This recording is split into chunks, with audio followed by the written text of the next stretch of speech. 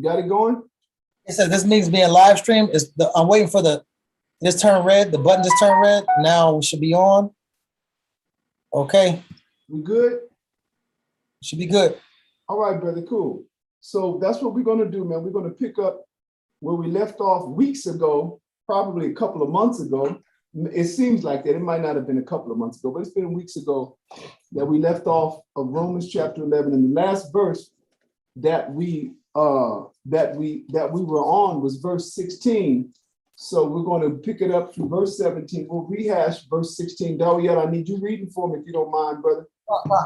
I'm down for that. Well, Amayatazai shows up from on the other side of the world. Yeah.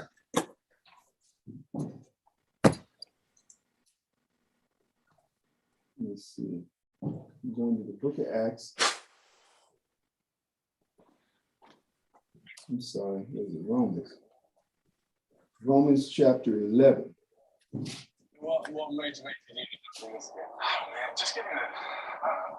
Okay. Yeah, go ahead and start off at verse 16. And so when you're done, you're going to title this Romans chapter 11 continue. I don't remember what part it is, like if this is the fourth or fifth installment on Romans 11, but you can put continue. And the people can follow the dates. That's how they'll know what order it is. Oh, I did that. Okay, cool.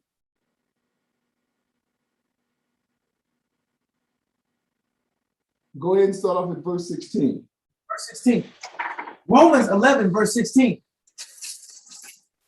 For if the first fruit be holy, the lump is also holy. And if the root be holy, so are the branches. So remember, this is speaking concerning Israel, Israelites scattered among the Gentiles.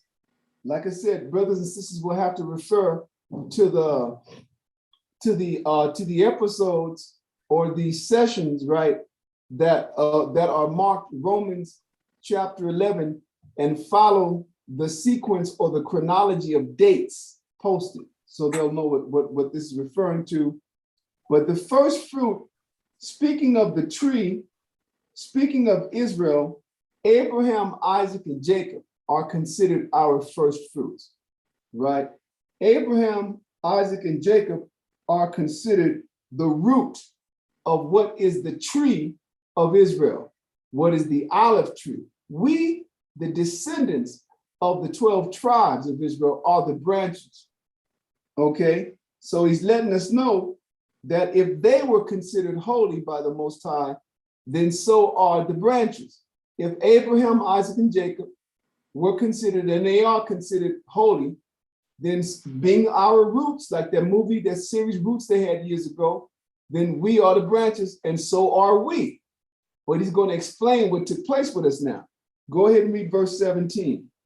17. And if some of the branches be broken off, and thou, being a wild olive tree, wert grafted in among them, and with them partakest of the root and the fatness of the olive tree. Stop right there. Stop right there. So that's the question.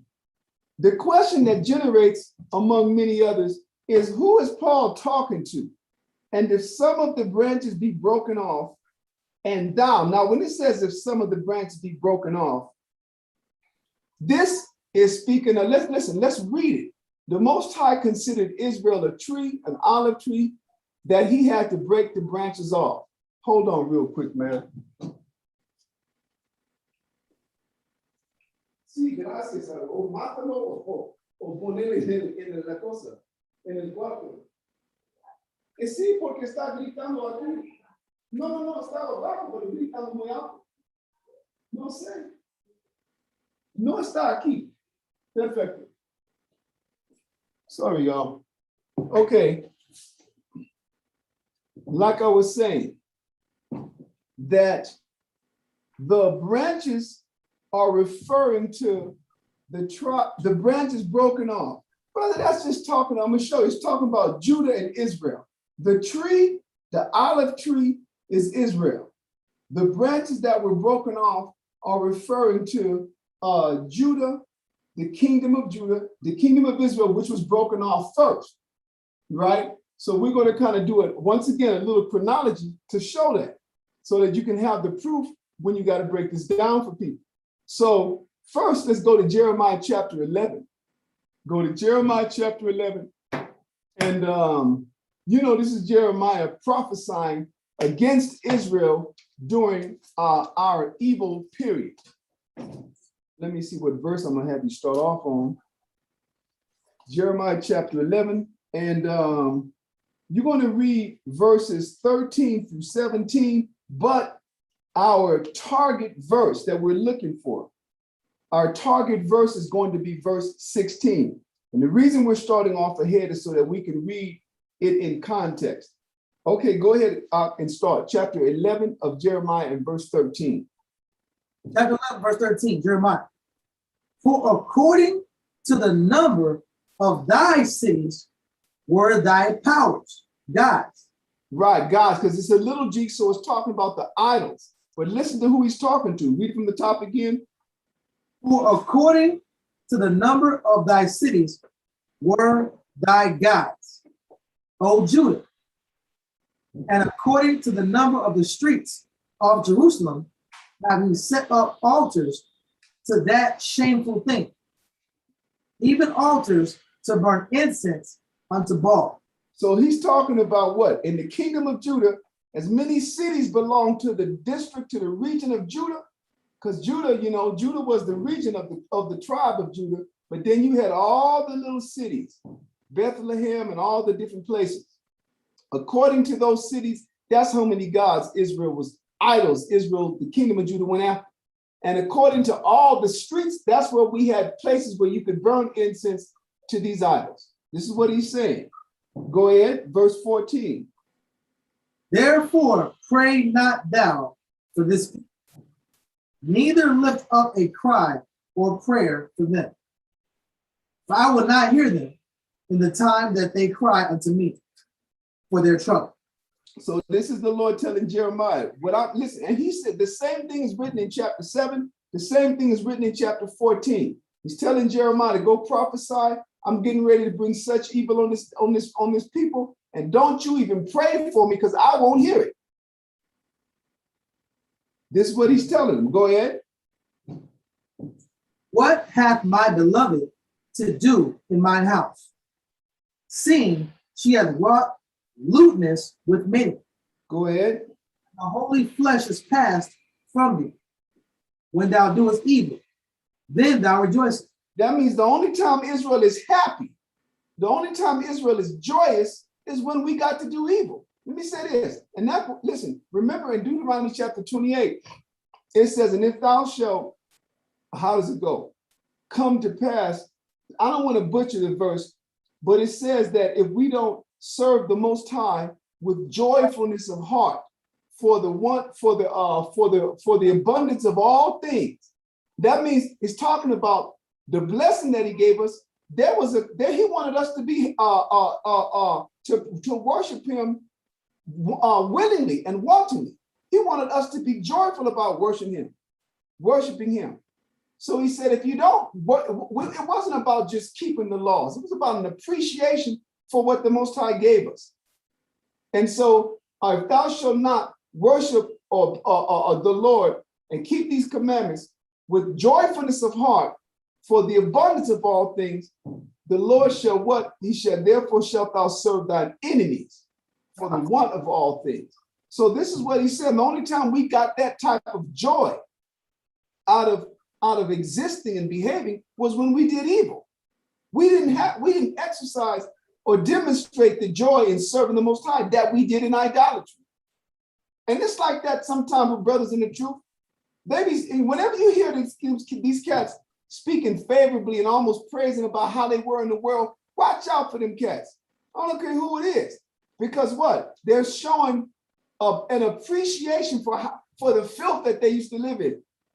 You got cats that come into the truth and they'll be telling you about their life, but they speak of it almost not shamedly, but boastingly.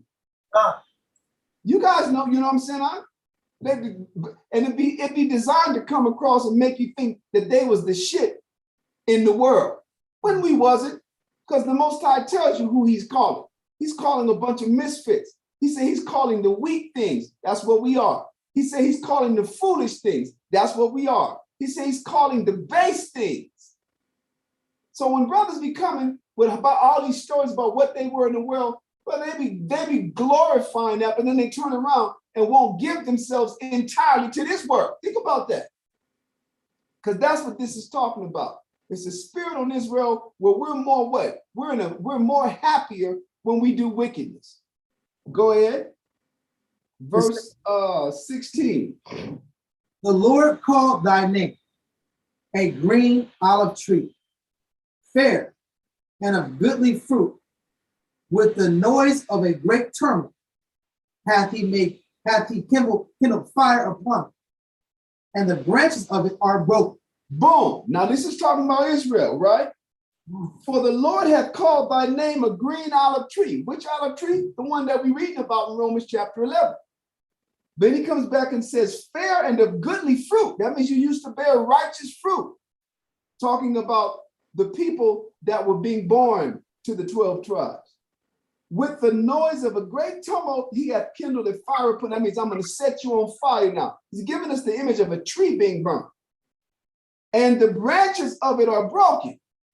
These are the branches that what? Now he's going to tell you in verse 17 which branches he's referring to. So we'll know what Romans is talking about. Read verse 17. Verse 17. For the Lord of hosts that planted thee hath pronounced evil against thee, for the evil of the house of Israel. That's one branch. And for the house of Judah. That's the other branches. It's only two branches. Now, read on down.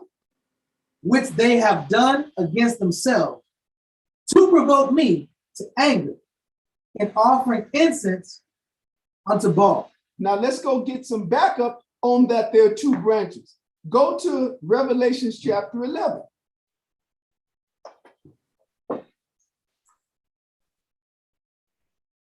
I'll tell you what verse. And Revelations chapter 11.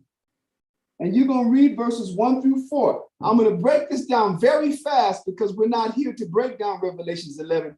We're associating what we're reading here in Revelation chapter 11 with what we read in Jeremiah chapter 13, Jeremiah chapter 11, verses 13 through 17. So we can know what? In the Old Testament and in the New Testament, who are these branches that's being referred to that were broken off?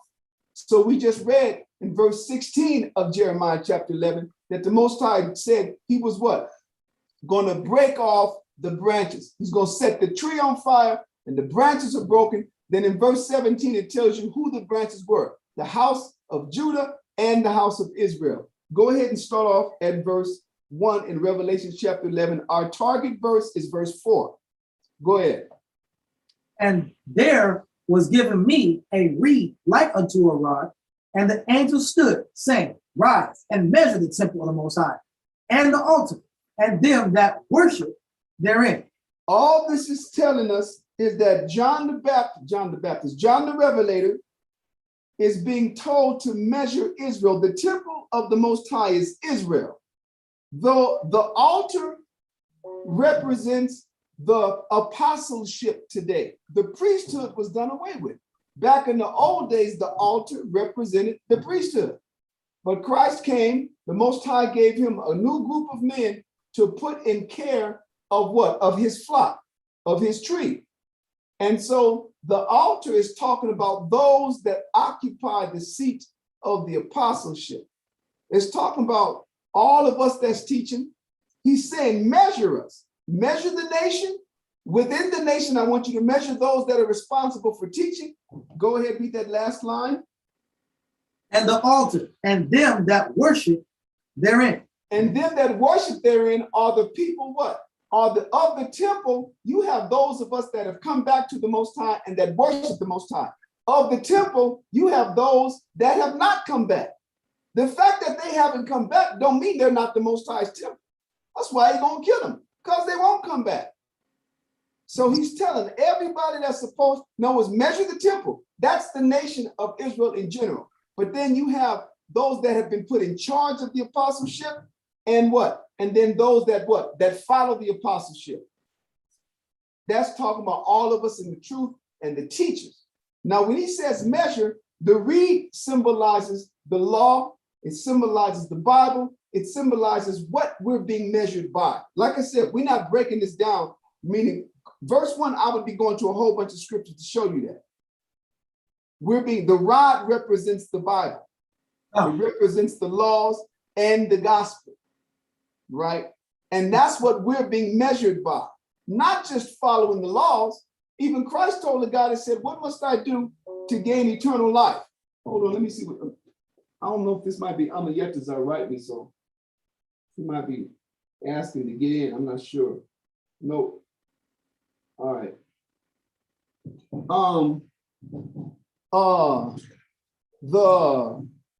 The gospel, Christ told the person that asked him, what must I do to gain eternal life?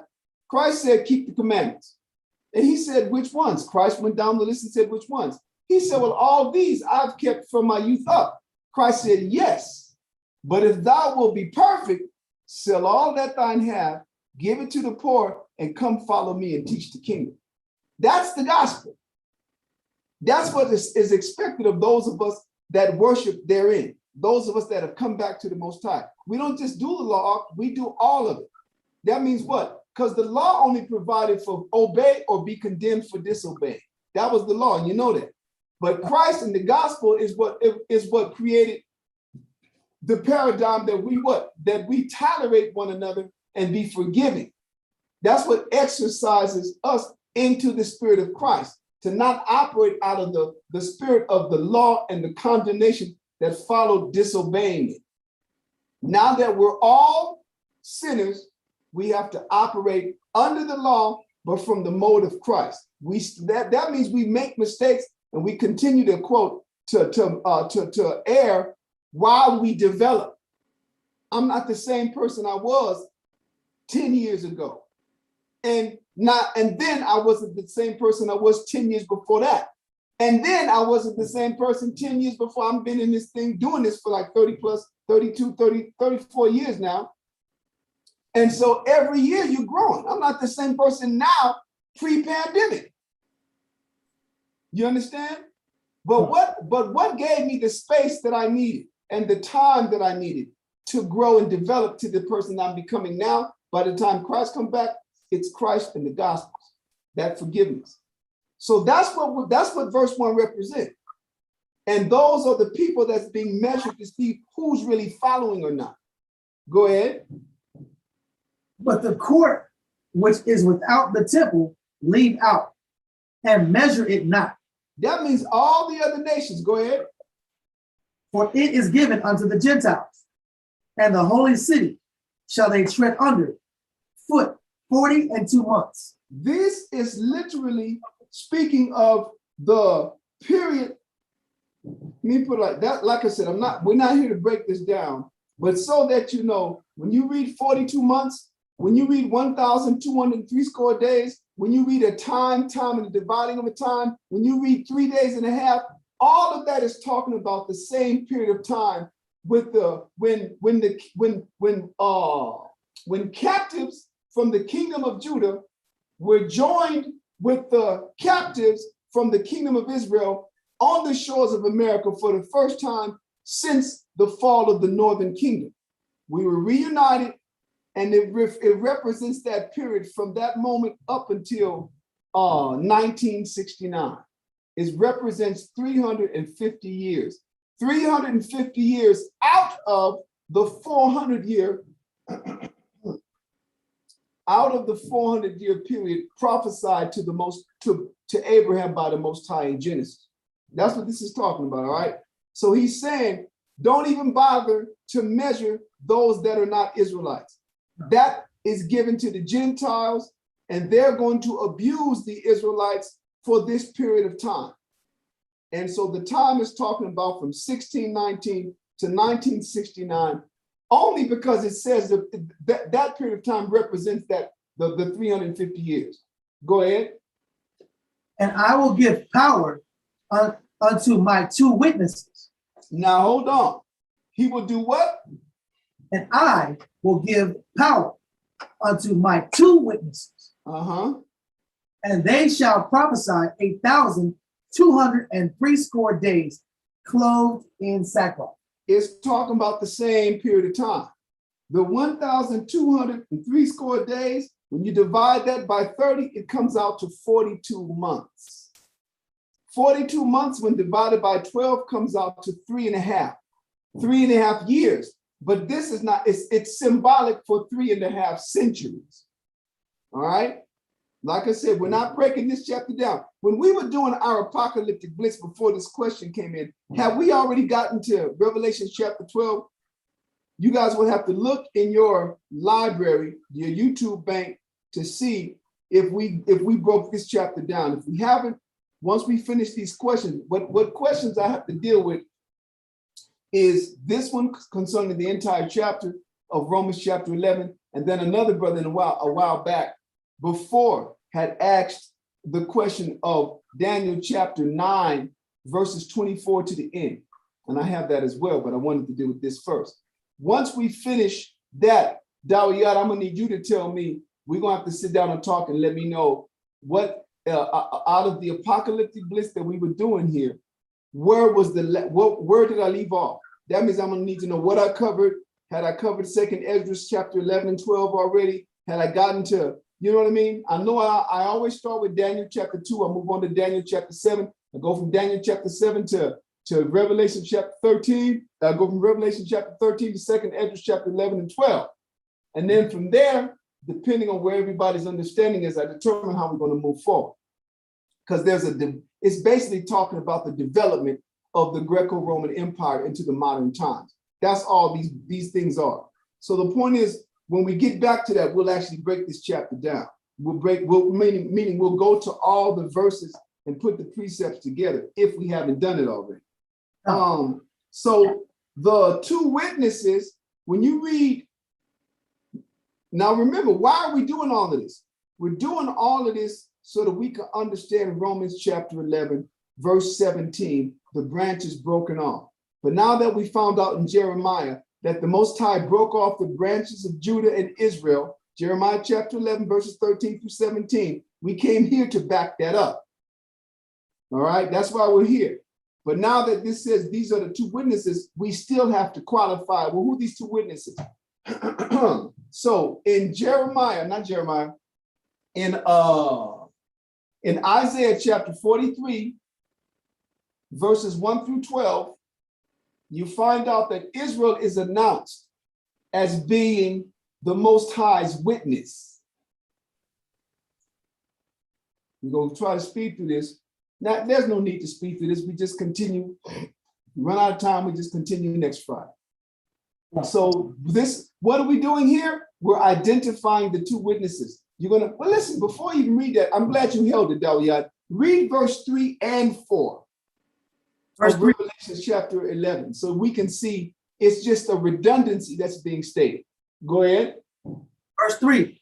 And I will give power unto my two witnesses, and they shall prophesy 1,260 days, clothed in sackcloth. These are the two olive trees and the two candlesticks standing before the power of the earth. So there you go. Now, why does it say that? These are the two olive trees. It's talking about the two witnesses. These are all the terms of endearment that the Most High have given us. These are all his names of care and love. We're referred to as his lost sheep. We're referred to as his monument being the Mount Zion. We're referred to as his tree. We're referred to as two olive trees. We're referred to as his two witnesses. We're referred to as his firstborn. We're referred to as his only begotten. We're referred to as his fervent lover. So here, when you read in Revelations, these are the two olive trees. The two olive trees of verse 4 are the very same two witnesses from verse 3. So this is why we're going to read what Isaiah 43, verses 1 through 12, and you're going to see this is going to tell you who the witness is.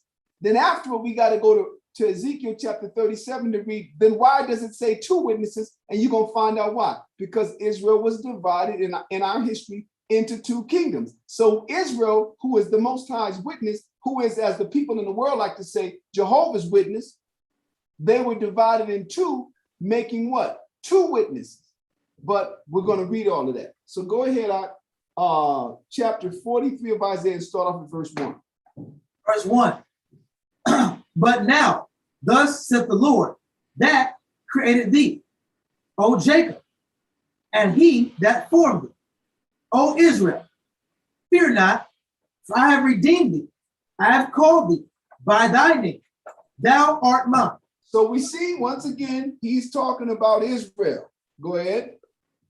When thou passest through the waters, I will be with thee, and through the rivers, they shall not overflow thee.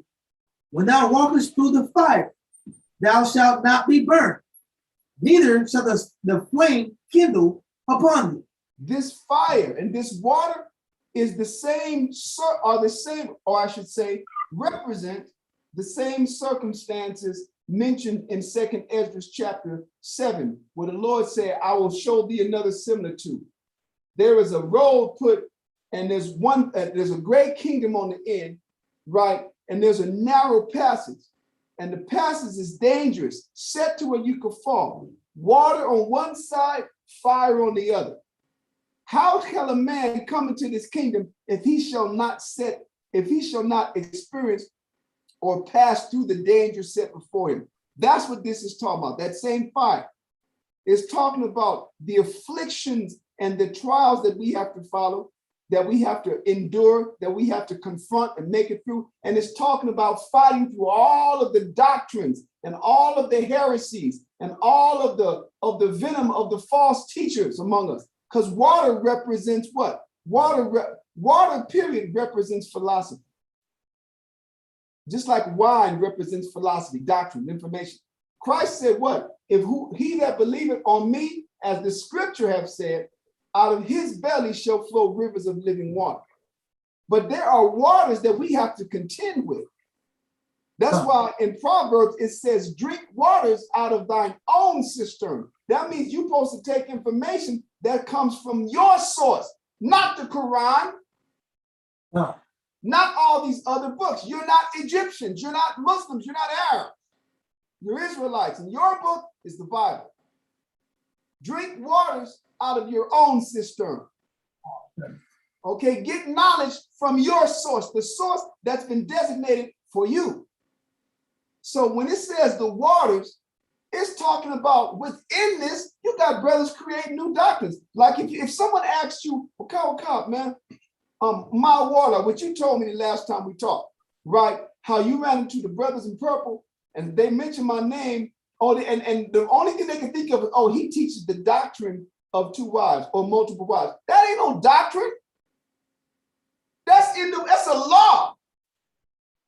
And it has nothing to do with the fact that a man can have more than one woman. That law was written down to what? To make clear who is supposed to be recognized as the firstborn, if he really is the firstborn. And the Most High used the paradigm or the circumstance of a man that had two wives. One of the wives is beloved, the other one is hated. They ain't saying that he hated her because he wouldn't be with her if he hated her. He's talking about she's not his favorite. She's not the one, like Leah wasn't Jacob's preferred. Rachel was, but Rachel was the wicked one. Nobody want to say that, but she was.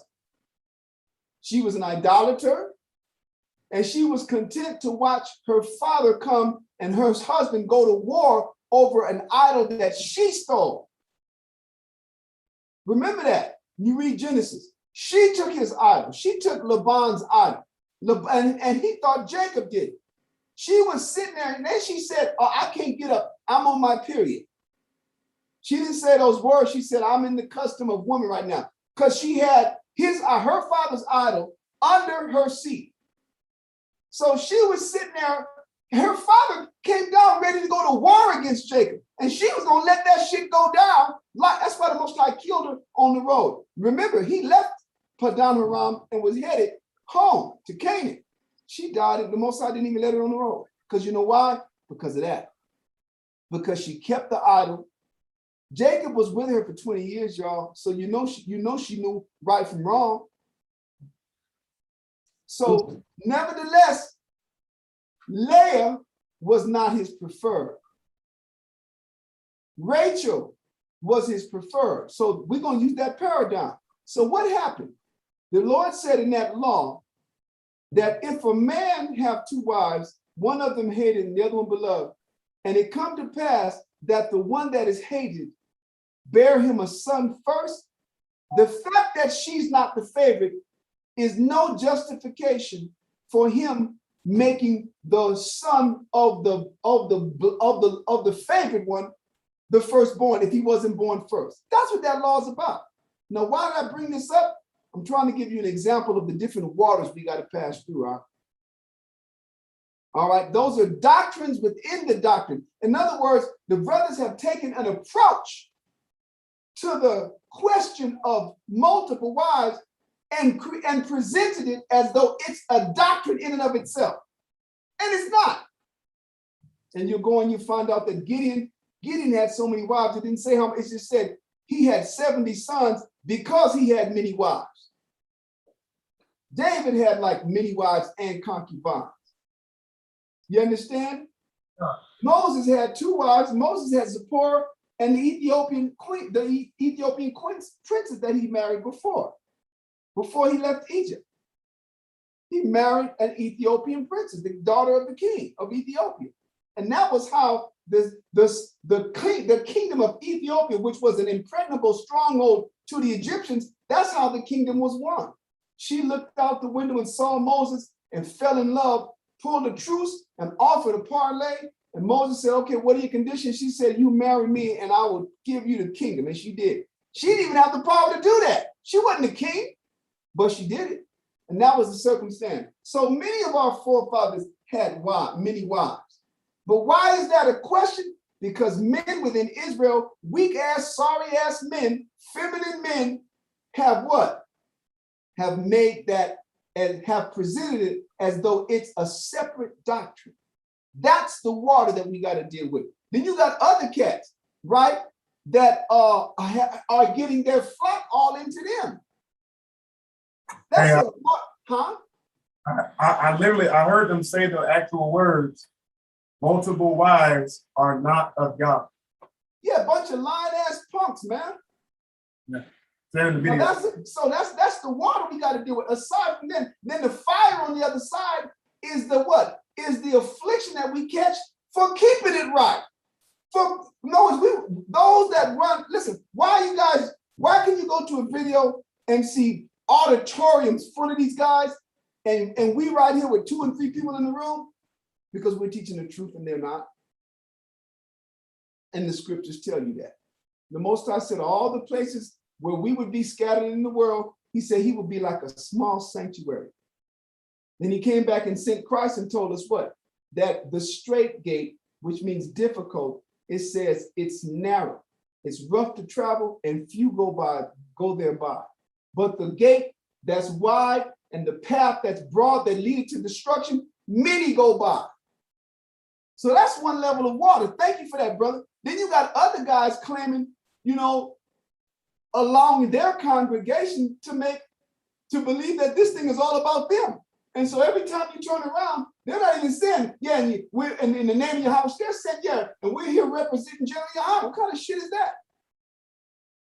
He didn't die for us or them or nobody. He didn't die for nobody. He didn't clean nobody's sins. He wasn't born with this knowledge. So that's a doctrine within Israel. Then you got, I posted a while back, I think a couple of weeks ago, the picture of Nathaniel from the Purple Crew leaning over like a pimp in his elegant, almost throne-like chair. And the caption was, a lot of you are not going to be able to receive this, but this dude, Nathaniel, it says, is the embodiment of the spirit of Elijah the prophet. These are the things, the water that we got to deal with. It's those doctrines within this doctrine, those heresies. And then the fire on the other side is the affliction that we catch for keeping it upright. It's the price we pay for following Christ and not man, and not exalting ourselves. And the Most High said, Christ said, every man that exalts himself shall be abased. Now you can see why he said, the last shall be first and the first shall be last. Because these cats have made themselves the first. These cats, and the scriptures tell in Apocrypha, seek not to thyself of the Lord the preeminence. That means the first place. I always want to be recognized as the principal person. But I tell you what, I'm always teach about it. I don't be giving a shit about what nobody. You can call me, you can reach out, I'll reach right back out and give you the scriptures. Because that shit is wrong. But that's what the Lord is telling us he'll bring us through. He's going to bring us through the afflictions. He's going to conduct us through all this. This stuff happened in the wilderness. People challenging the Most High's appointed servant Moses, not because he wouldn't do it their way. This is the same stuff that's going on. And that's why the Lord said, cursed be man that trusteth in man and making flesh his arm. These cats that's doing that to these flock, they're going to pay it out. They're going to pay a severe ass price. And I believe they're going to make it because somebody got to be the rebels in the wilderness. The Most High ain't gonna save no homosexuals and no different all the offenses that are mentioned in the Bible that exclude you from being saved. They're not going to be saved. The people that's going to be saved is going to be people in this world. And when we get in the wilderness, the Most High is not going to give us no magical change of spirit. Your ass been one of them prideful dudes pumping and exalting yourself on this side. You're going to be like that in the wilderness. Ain't going to be no magical change. That's not coming until after the wilderness. What Paul said in a moment, in a twinkling of an eye. Because if that was the case, if that happened before, then there would be no rebels. Because we all been changed in the twinkling of an eye. So this is what the Most High gonna save us through, y'all. Go ahead out, read on down. Read. For I am the Lord, thy power, the Holy One of Israel, thy Savior. I gave Egypt for thy ransom, Ethiopia and Sabia for thee. He's telling us about the deliverance from Egypt. He said, I already sacrificed people for you. Now in the next verse, he's gonna say, I'm gonna do it again. But here he's letting us know, I already gave Egypt. Egypt was the price that was paid for your liberation, talking about all the death and carnage that the Most High wrought on them. Then he says Ethiopia, because at that time Ethiopia was a realm, it was a kingdom in the empire of Egypt that Moses had delivered to them, to Pharaoh, from simply being handsome. Saba, that's another family of Cush. So he's saying, I done already killed these people, because people don't know that. People don't know that the death was everywhere in the kingdom of Egypt, in the empire of Egypt, with the exception of Goshen. They felt that shit down in Ethiopia. The firstborn came, got killed. The death angel, they got killed in Ethiopia. All the land of Canaan and shit, every place that was under the power and belonged to Egypt, that's where the plague struck up.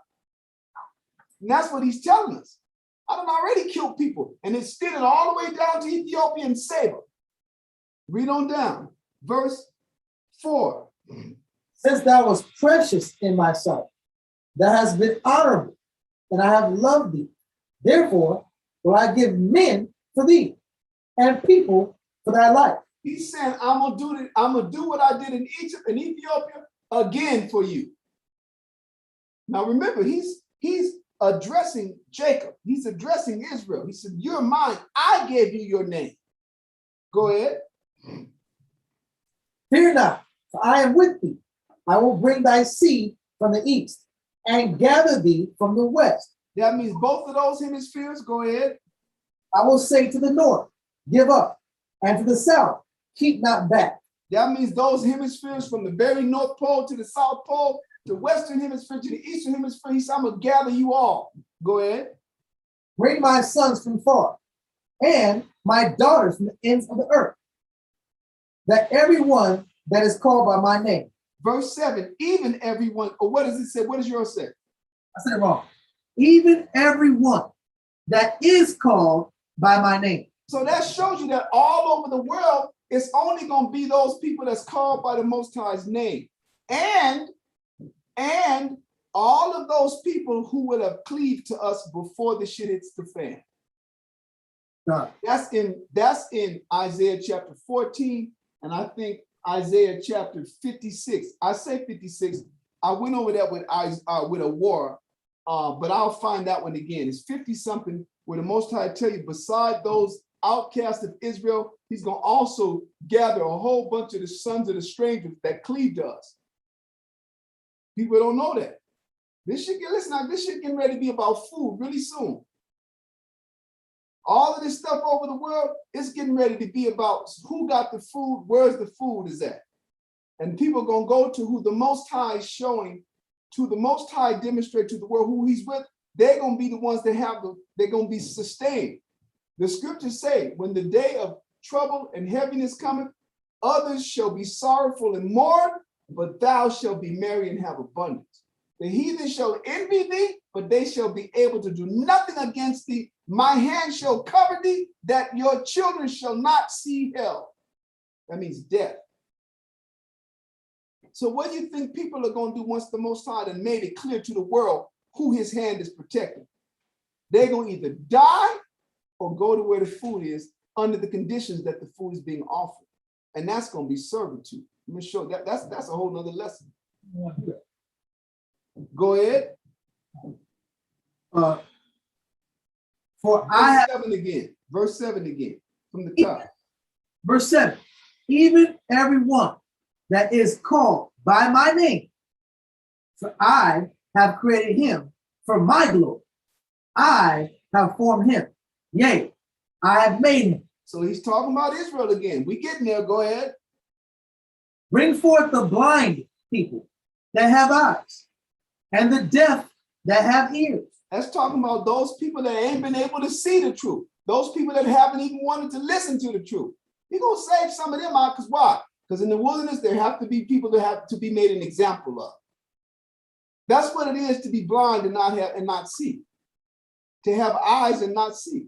Bring forth the blind people that have eyes, the deaf that have ears. In other chapters in Isaiah, it tells you that. Who is deaf but my servant? Who is blind? It's talking about Jacob. Because we won't hear and we won't walk after what the Most High told us to do. Go ahead, verse 9. Let all the nations be gathered together, and let the people be assembled, who among them can declare this and show us former things. He's talking about of all the nations that are, who else have the power to show you what's coming before it happens? Nobody. Who can do that? That's what he's saying. Go ahead. Let them bring forth their witnesses. Yeah. In other words, if there's any other nation that saw my works, let them bring forth their witnesses, because nobody else saw it. Go ahead. That they may be justified, or let them hear and say, it is true. Go ahead. Ye are my witnesses. Talking about who? Israel. Just remember, he started off in verse 1 and 2, let us know he's talking about us. So he's saying, as far as all the other nations, we're all the witnesses. You guys are my witnesses. Everything that I did it before your fathers. Your father watched me break down Egypt. Your father, they walked through the Red Sea. They looked back and they watched the entire Egyptian army destroyed. They saw and they listened and heard the terror that happened when I sent my son to destroy the firstborn of man and beast. They were terrified for 3 nights, 72 hours of darkness, where the light and the power of the flame was overcome by darkness. That's what he's talking about. We're the ones who witnessed that and survived. We're the ones who witnessed it and lived to tell the tale. Go ahead. Ye are my witnesses, said the Lord, and my servant whom I have chosen, that ye may know and believe me, and understand that I am he. Before me there was no power formed, neither shall there be after me. Go ahead. I, even I, and the Lord, and beside me there is no Savior. Go ahead. I have declared and have saved. In other words, when he said I declared, what did he do? He sent Moses in and said, tell my people I'm coming to get them. Then I came and I got them. I have declared and said and have saved. Go ahead. It says, and I have showed when there was no strange power among you. Go ahead. God among you. Therefore, ye are my witnesses, said the Lord, that I am the Most High. Yeah, you're my witnesses that I'm real. God. So now that we know who the witnesses are, you go to Ezekiel chapter 37, and I want you to start off at verse 22. You're probably going to only read 22 and 23, maybe 24, but you're going to read the fact that these witnesses now are what? Are two, because we were divided.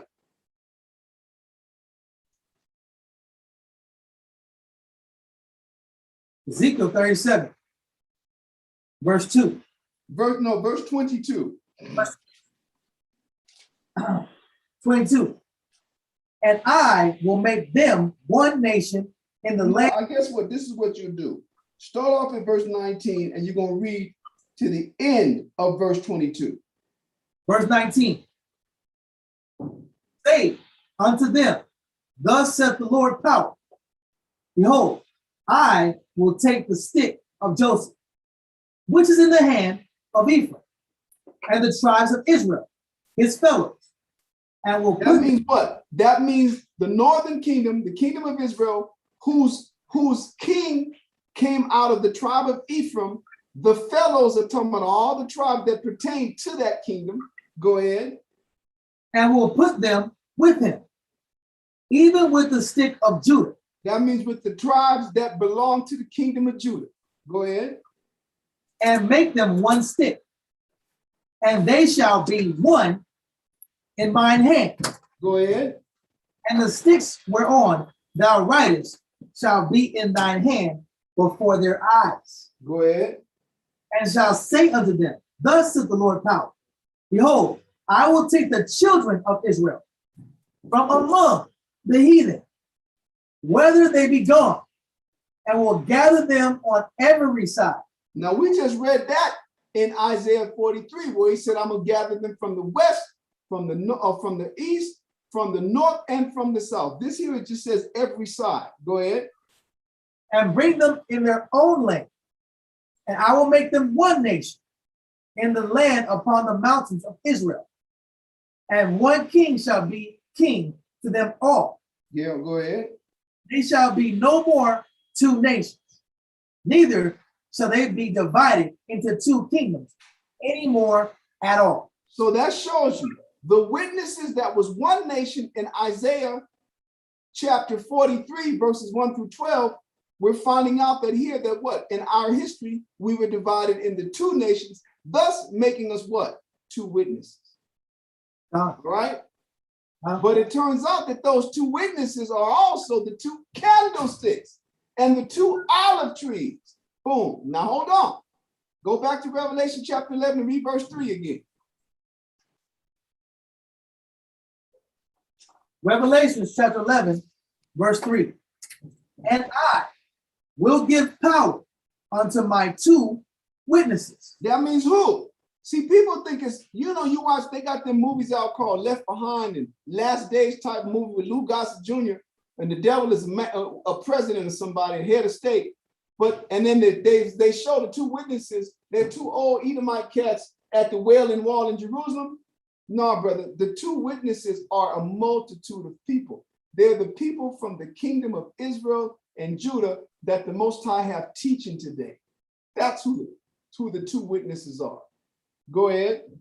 And they shall prophesy 1,260 days, clothed in sackcloth. That's talking about what? The sackcloth is the garment of what? Is the garment of mourning.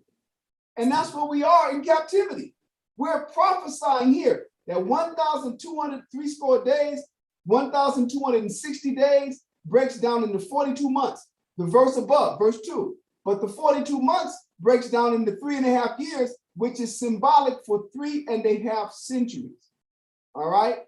This is us. Listen, so the brothers, I came out of ISUPK with everybody else, man. And they be talking about how they started. It didn't start there in 1969. It started in them in the slave days.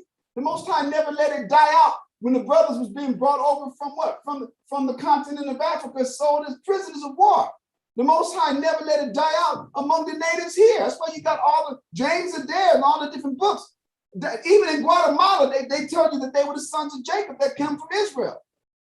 The Mexicans, the same thing. We were teaching it, but we were more heavily into idolatry. But the Most High kept this knowledge as what? So that it wouldn't go out. And that's why the scriptures say we was going to be teaching and prophesying during this time, during this 350 years. Go ahead. It says, and I will give power unto my two witnesses. No. I'm sorry. Yeah, verse 3. I'm sorry. Go ahead. And I will give power unto my two witnesses, and they shall prophesy 1,260 days, clothed in sackcloth. That finished the 1,260 days, literally, is talking about from 1619 to 1969. Because from 1619 to 2019 is the full 400 years spoken of in Genesis chapter 15 and verses 13 and 14. So what it's saying is that we would be prophesying while we were in captivity, and the majority of Israel wouldn't be getting it until after that period. That's what this chapter, that's what it says, after 3 days and a half, the spirit of life from the Most High entered into them. And so from 1969 up until now, it has been growing. The movement, the growing of Israel awakening have been growing exponentially. So much so that we got brothers in London, we got brothers in Holland, we got brothers in the continent of Africa, we got brothers all down in Brazil, we got brothers here, we got brothers in other countries in Central America, we got brothers in Mexico. I say brothers, I'm talking about Israelites that are awake. Yes, Yeah, but I saw a post, and it was brothers in Colombia. I done taught brothers in Colombia. There's a brother named Hector Orobio Valencia, and I taught him years ago on my Spanish blog talk, and he ran with it out. He's down in Puerto Buenaventura. Go ahead. Bogota, go ahead. These brothers look like look like brothers out of New York back in the day. Listen, they're rough. It's crazy. They listen, and they all Negroes too. They look like Judah. It ain't a whole lot of people that look like the Northern Kingdom with them. But yeah, man, the person that taught them, listen, they got taught by my blog talk show. I used to rap with them back in the day. Awesome. Go ahead. You were saying that. So when did you get a chance? You saw a post. I saw a post of some brothers looking good out, but it was in those Spanish countries. They look just like brothers. Brothers. They are. And I met a brother back in 2002, the beginning of the year, January 2002. There was a brother that was from Peru that was on his way to Canada to pick up his daughter. And he stopped by the store, man. I'm out there passing out flyers, and he just looks at me and go, man, what are you into? And I'm trying to make a sale. I'm like, listen, brother, come into, I can show you better than I can explain. I'm trying to push the product. And he goes, no, he said, I'm not talking about what do you do. He said, you're into something. And I'm like, I know, I can show you. And then he goes, no. He says, you're into something esoteric. And I go, oh, I said, man, I'm an Israelite. He says, I knew it. And then he came into the store and told me the whole history of the congregation that he belonged to in Peru, that was with some brothers, another congregation in Ecuador and in Bolivia. And this was in 2002. And then he gave me the history of that school. It started way back like in the 30s with a Catholic priest, an Indian Catholic priest, whose name was Israel Yatakusi. And this cat, the story he gave, it sounded just like Yaquab when he started learning and handed it down to his son. The same thing. Like I said, that's what let me know the same thing was happening all over the world. Wow. Brothers down in Brazil, I had the brothers call me from Brazil, man. It's growing. Issue is, what happens right now because of the internet is it's too much I'm gonna just say sometimes a lot of leaven or the bones being left in. So in Brazil, them brothers, like out of all the, let me drink this water real quick.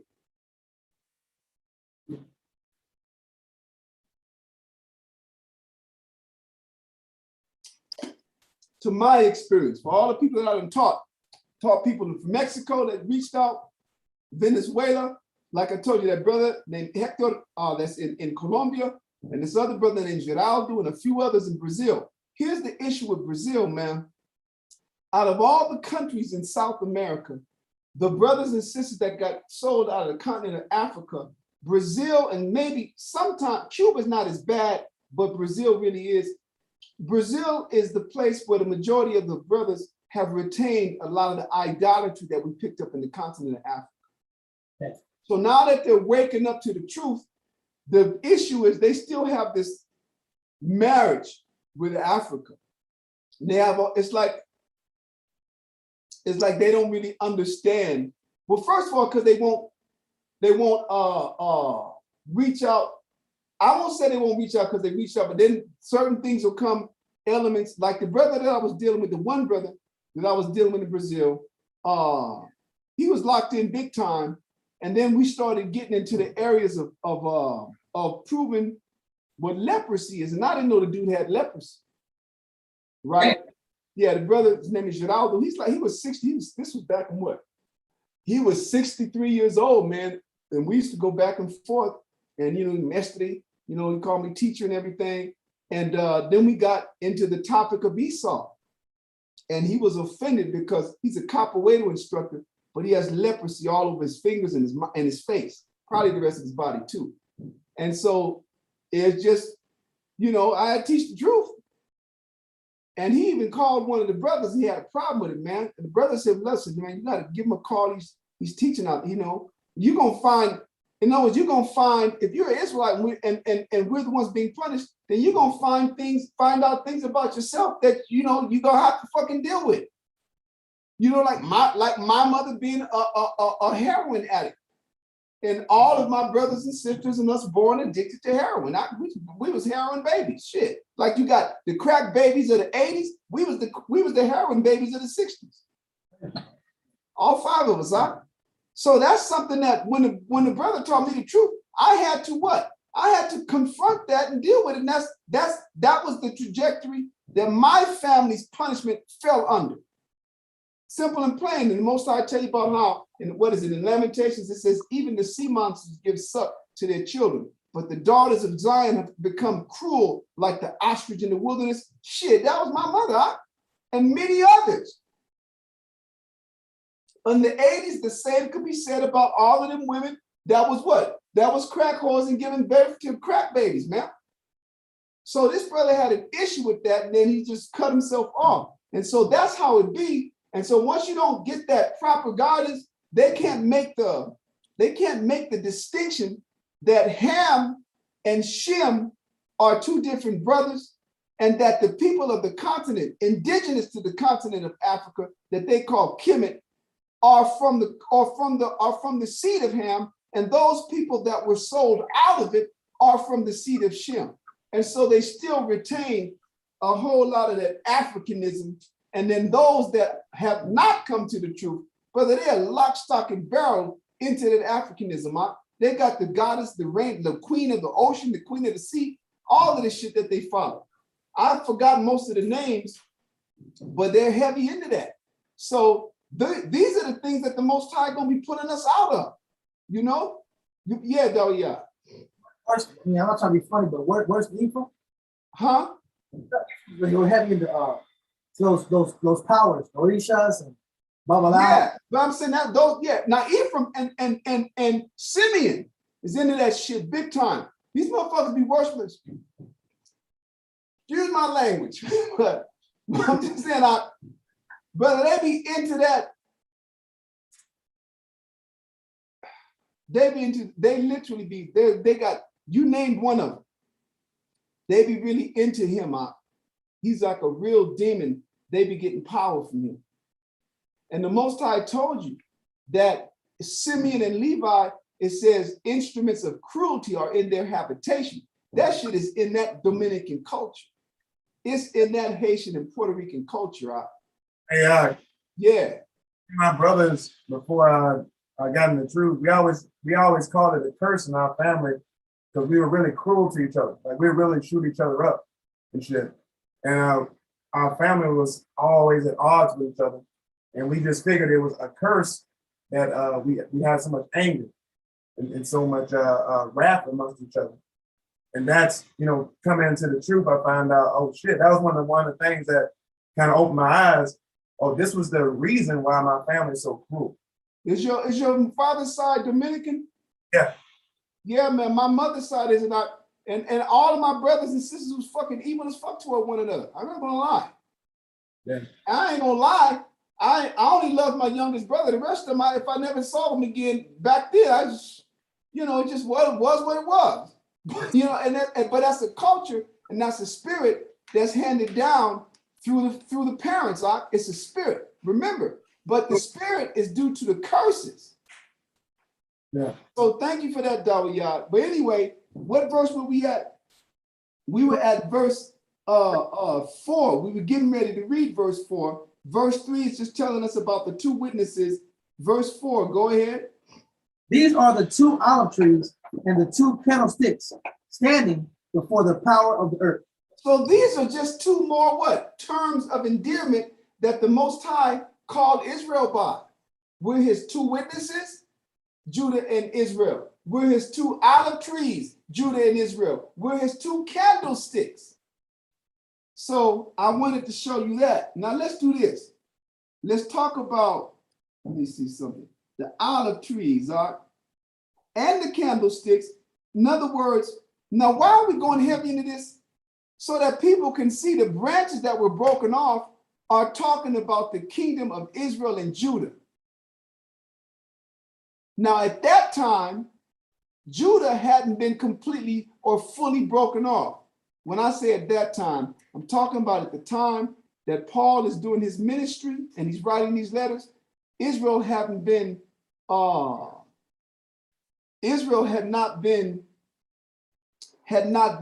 Jerusalem had not been destroyed yet. So he's speaking, I'm gonna prove it to you. Paul is speaking more so of the northern kingdom, because those were the ones who were broken off to such a degree. He was broken off to such a degree that that they weren't allowed to come back. And that's why they called them the 10 lost tribes. Because Judah was broken off, but you could almost say, now this is me using an analogy, that the branch of Judah was broken off, but not torn off the tree yet. Now, why do I describe that dynamic? Because the Most High had the Babylonians come and destroy our civilization. But we went to Persia, scattered throughout Persia, and then after 70 years, you can read it for chapter 1 of the book of Ezra in the Bible. The Most High had Cyrus put a decree out, and we got to go back, those that were willing to return. And that's what the book of Nehemiah and Nehemiah and Ezra is about. It's about once we were allowed to go back and rebuild the temple, rebuild the walls around Jerusalem, and start occupying the cities of Judah again. That's how you know the branch wasn't completely broken off. But it was, how you break a branch and it don't come off, but it's still hanging from a certain portion? Like just imagine a branch from a tree, you break it, but you don't break it off because of how the outside of the bark is. It's still connected, right? Well, that was us in the state. I say us, that was the kingdom of Judah in the state between Babylon and Rome. We was partially broken because why? Because the Most High had us under a succession of military occupation and slavery that began with the Babylonians in the 6th century BC, and it ended in 70 AD. That's when the branch of Judah was completely broken off. But Paul is writing prophetically because he knew this is what the prophecies was going to would be fulfilled. It had already happened with the northern kingdom. So here we're reading who the branches are, and to get a little bit more. That's why I said we'd be taking time, because we got to prove it. And this is also that we can prove what? Romans chapter 11. So now you go to Zechariah chapter 4. Zechariah chapter 4 and verses 1 through 14, and that's going to take us to a few more places. It's going to take us from Zechariah chapter 4, 1 through 14 to Psalms 105. But we'll read that first. Go to Zechariah chapter 4 and read verse 1. All right. Zechariah chapter 4, verse 1, right? Yeah, start off at verse 1. And the angel that talked with me came again and waked me as a man that is wakened out of his sleep, and said unto me, what seest thou? And I said, I have looked, and behold, a candlestick, all of gold, with a bowl upon the top of it, and his 7 lamps thereon. In the 7, which are upon the top thereof. Okay, hold up, Dawiyad. Amayetazar's back with us.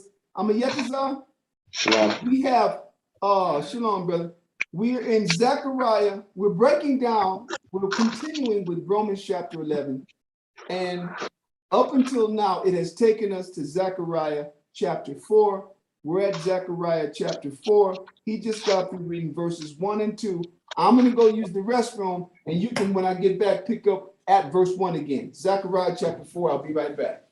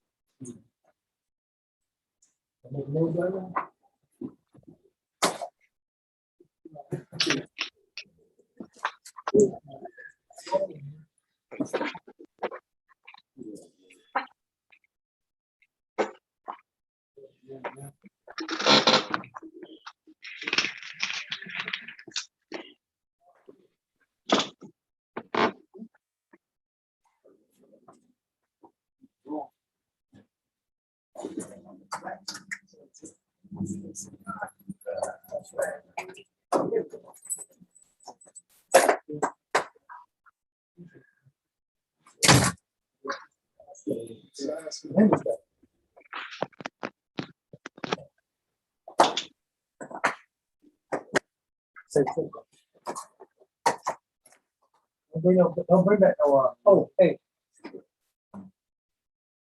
that was this one, bro. Oh, yeah. The last one was this. That's what's up. I was kind of mad 'cause I wanted more, and I looked at everybody killed that. Bro. So that. Everybody killed.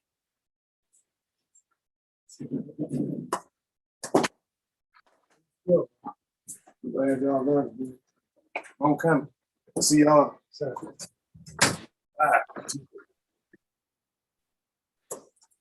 we got this out. Hey, what's up, bro? How you doing?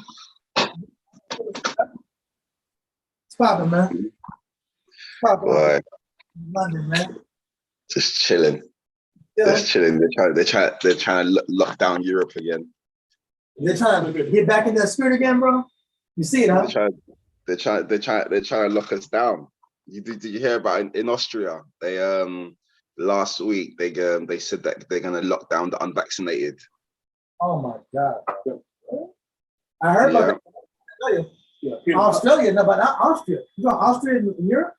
Yeah, Austria and Europe. Yeah, they I think last week they said only the unvaccinated are going to be locked down, so they can't basically go out unless they're going to work or to do essential shopping.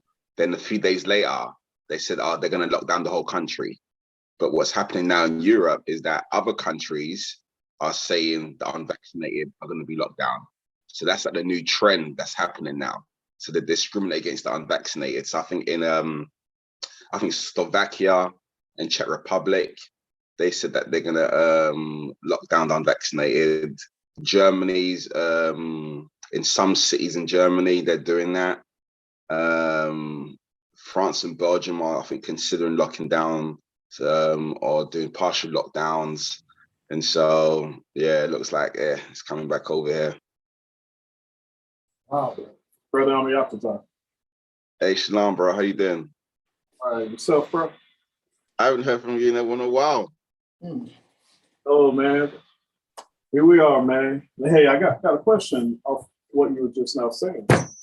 Go ahead, Troy. All right, now we know that, you know, the crazy powers that be got their own hidden agendas, some not so hidden.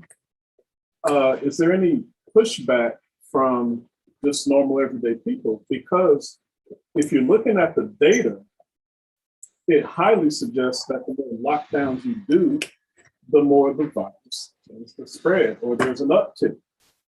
So from what you've seen or what you've heard, have you heard any evidence of any pushback from just normal everyday people? Yeah, well, in Holland, you know, when they locked them down a few weeks ago, you know, there were riots, but I don't know if there's been any riots in Austria. I doubt it, because Austria is such a tranquil country. In England, you know, there's been regular protests against these lockdowns, but you know, protesting has never changed anything. At least in England. Killing does. Exactly, you know, and so people, so a lot. That's the thing. When you look at the percentage of people that are getting vaccinated, you know, we're talking over 70% of you know, most of the population of these countries. So there isn't really a major pushback, because the majority of people are getting vaccinated. But there is still a small minority of people, at least on social media, you know, that are against the vaccination. But yeah, it seems like people are slowly breaking, you know, and getting these vaccinated. So I came across a video in England where one of the major supermarkets, they're now introducing electronic barriers to prevent unvaccinated people from entering in to buy their groceries. Yeah, so you got to have your phone to put your QR code up to the barriers, and then they open up for you. Exactly. So that's the next. We've been saying this, though. It's going to get to that where the unvaccinated won't be able to do buy food, and so they're introducing that, and so probably that might create the pushback. You know, when people say this, not might. Hunger creates the pushback. For real. That's going to do it. Yeah.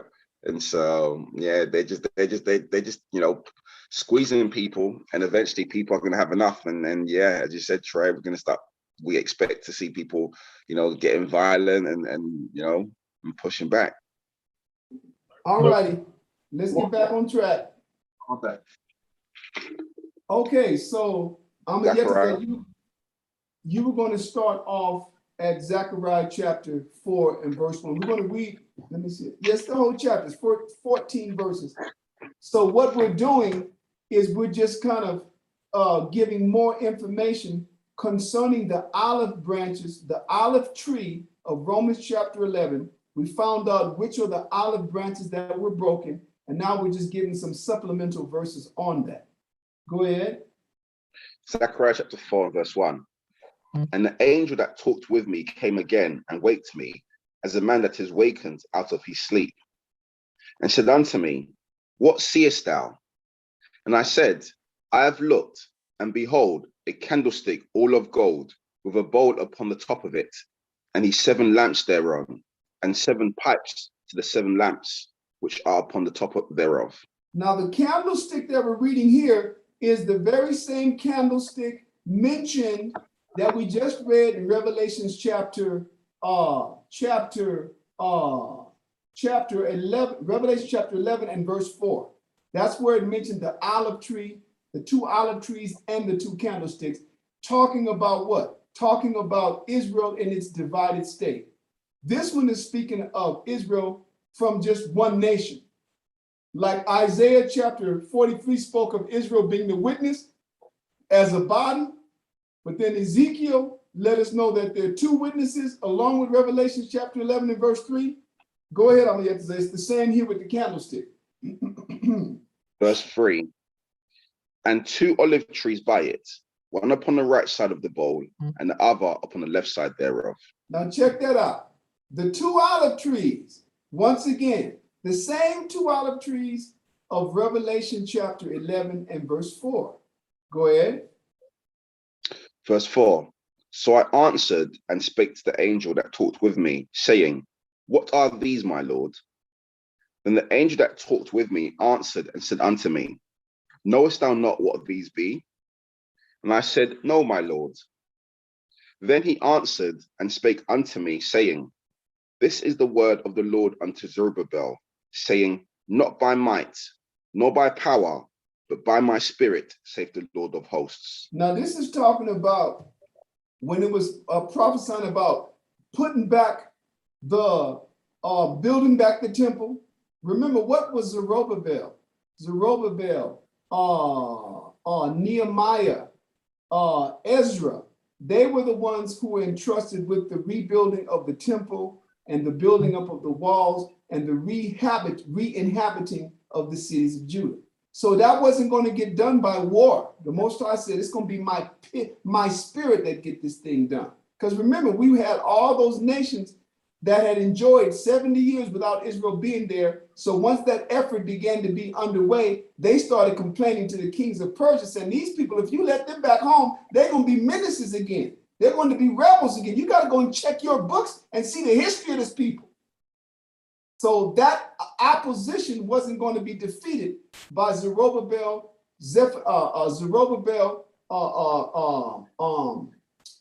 Ezra, and Nehemiah going to war against those people.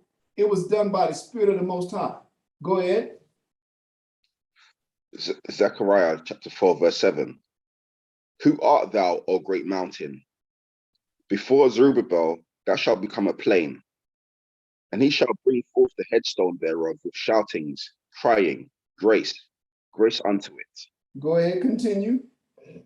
Moreover, the word of the Lord came unto me, saying, The hands of Zerubbabel have laid the foundation of this house. Talking about the temple that was being rebuilt after Babylon, after the exile. Go ahead.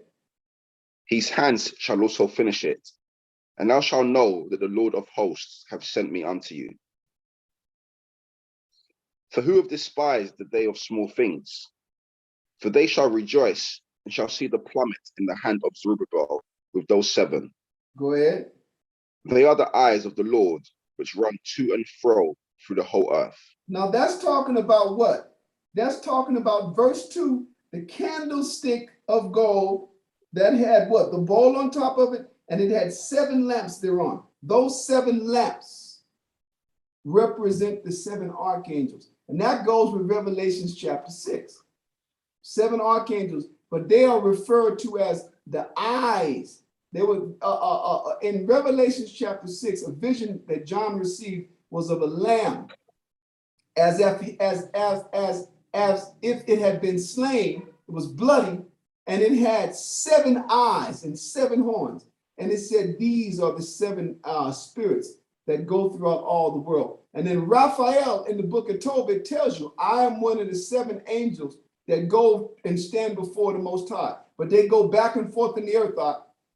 So that's what he's letting you know. The candlestick with the 7 lamps represent the 7 archangels, but the 2 olive trees represent Israel. Go ahead, read that verse once more. Verse 10. Zechariah chapter 4, verse 10. For who have despised the day of small things? For they shall rejoice and shall see the plummet in the hand of Zerubbabel with those 7. They are the eyes of the Lord, which run to and fro through the whole earth. Right. Go ahead. Then answered I and said unto him, What are these 2 olive trees upon the right side of the candlestick and upon the left side thereof? And I answered again and said unto him, What be these 2 olive branches which through the 2 golden pipes empty the golden oil out of themselves? Right. Go ahead. And he answered me and said, Knowest thou not what these be? And I said, No, my Lord. Then said he, These are the 2 anointed ones, that stand by the Lord of the whole earth. Now, you notice it didn't say Israel. So why does it say the two anointed ones? Now, we done already went and broke down the two witnesses. It's the same answer, but let us go ahead and still get this. You got to go to Psalms 105, and you're going to read verses 6 through 15, Amayetazah. And this is going to let you know who the anointed ones are. And that these anointed ones are two because they were divided in our history into two kingdoms. Psalm 105 and verse 6. O ye seed of Abraham, his servant, ye children of Jacob, his chosen. Now stop. He's letting you know this is important because right off the bat, he's letting us know who's being addressed. The seed of Abraham, Jacob, the Most High's chosen. Go ahead. Verse 7. He is the Lord our power. His judgments are in all the earth. He hath remembered his covenant forever, the word which he commanded to 1,000 generations, which covenant he made with Abraham and his oath unto Isaac, and confirmed the same unto Jacob for a law, and to Israel for an everlasting covenant. So now listen, Saying, he's reiterating who he's what? Who he's dealing with. Abraham, Isaac, and Jacob. Go ahead. Verse 11. Saying, unto thee will I give the land of Canaan, the lot of your inheritance. When they were but a few men in number, yea, very few and strangers in it. When they went from one nation to another, from one kingdom to another people, he suffered no man to do them wrong. Yea, he reproved kings for their sakes, saying, touch not mine anointed, and do my prophets no harm. Boom. Those are the anointed. When in Zechariah chapter 4 and verse 14, he says, then said he, in reference to, well, verses 12 through 14, and I answered again and said to him, unto him, what be these two olive branches, which through the two golden pipes empty the golden oil out of themselves? And he answered me and said, knowest thou not what these be? And I said, no, my Lord. Then said he, these are the two anointed ones that stand by the Lord of the whole earth. The two anointed ones we found out are the seed of Abraham, Isaac, and Jacob, saying, touch not my anointed and do my prophets no harm. And then why are they two? Because we didn't already read it. Because Israel was divided into two kingdoms. So the two olive branches represent what? They represent the kingdom of Israel and the kingdom of Judah, as do the two witnesses in Revelation chapter 11 and verse 3. Now, I hope that's enough for you. Go back to, go to Romans, Amayetazah, Romans chapter 11, and we're going to read verse 17 once more.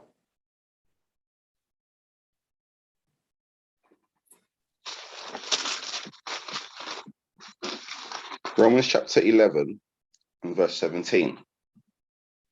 And if some of the branches be broken off, and thou, being a wild olive tree, wert grafted in among them, and with them partakest of the root and fatness of the olive tree. So at this point, it's talking about all of Israel, but at the point in which Paul is reading, only one branch is completely broke off, which is the kingdom of Israel. And the kingdom of Judah was partially broken. And now remember, this is me describing the dynamic that existed as partially broken.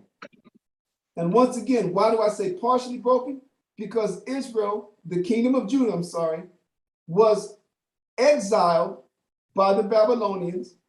So they were cut off from the Most High, but the Most High had Cyrus, the first king of Persia, come and put what? Put a decree that we got to go back and begin to rebuild. But we continue to stay under the yoke of military oppressions. We still had to answer to and were subject to the Persian kings. Then we were subject to the Greek civilization. And finally, before our full demise, meaning the kingdom of Judah, we were subject to the Romans. Then Judah can be considered having been completely broken off. So Paul is in the middle of this dynamic, giving an analogy of what's taking place using the olive branches because he's talking about Israel. He's talking about Judah. So in verse 17, and if some of the branches be broken off, and thou being a wild olive tree wert grafted in amongst them. He's talking to who the Most High was giving the kingdom to. And people are like, well, he didn't write this to Esau, and he didn't write it to Esau, but he's speaking in the spirit, and I'm going to show you that. The Bible is full of the Most High speaking to the kings. The book is written to us, but he speaks to all the kings of the world. Matter of fact, first example, Wisdom of Solomon, chapter 6. Go to chapter 6, I'm going to get this out, and start off at verse 1. Now, this book, Wisdom of Solomon, is Solomon's book written to his own people. But watch how, through the Spirit, he's addressing the nations.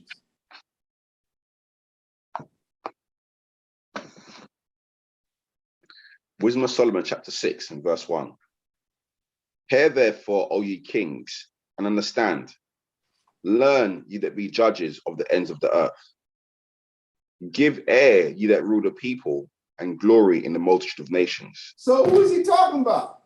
They ain't talking to Israel because we wasn't ruling the whole ends of the earth. He's talking about all the nations in their respective realms.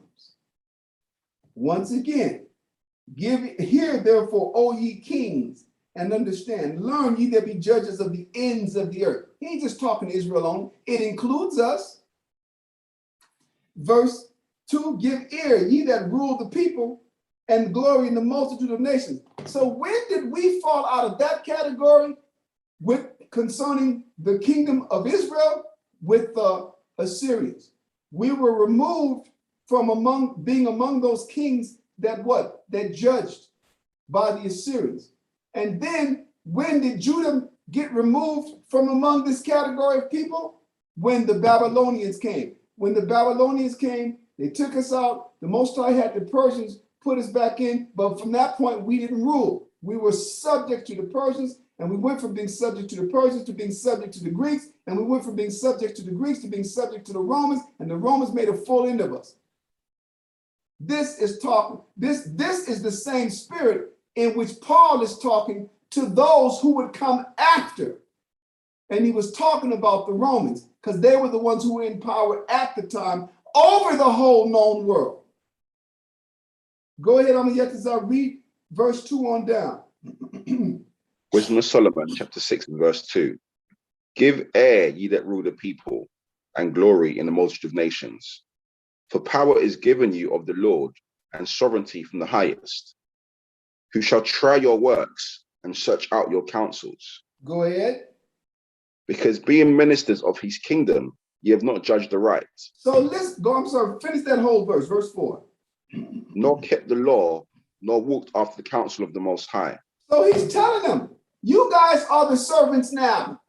But that wasn't happening during the lifetime of Solomon. Solomon is once again speaking prophetically.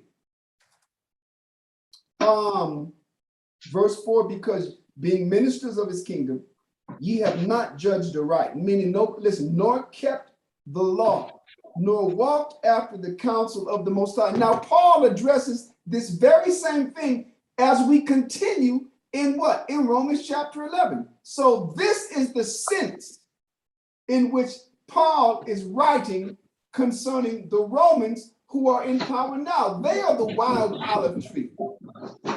They are the ones who, because of Israel's disobedience, were grafted in to a blessing that was intended for us. And that was the fatness of the earth and the dew from heaven. That's talking about the wealth of the earth and the blessings of the Most High during your time. That's what they got, that our disobedience resulted in a forfeiture of that. We forfeited it through disobedience. We forfeited that through idolatry. So I'm going to go back to Romans and read chapter 11 and verse 17 once more, and you can move forward. Romans chapter 11 and verse 17. And if some of the branches be broken off, and thou, being a wild olive tree, wert grafted in among them, and with them partakest of the root and fatness of the olive tree. Now hold on. When it says with them y'all forgive me. With them partakers of the root and the fatness of the olive tree. What is the fatness of the olive tree? It's the blessing that the Most High bestowed on Israel that you could read about it where? You could read about it in Genesis chapter 27. Genesis chapter 27, the specific verses that because remember, Genesis chapter 27 is the account of how Jacob and his mother managed to deceive, to beguile Isaac into blessing Jacob instead of Esau. So let's go read that real quick. I'm yet to say. Let's go to Genesis chapter 27.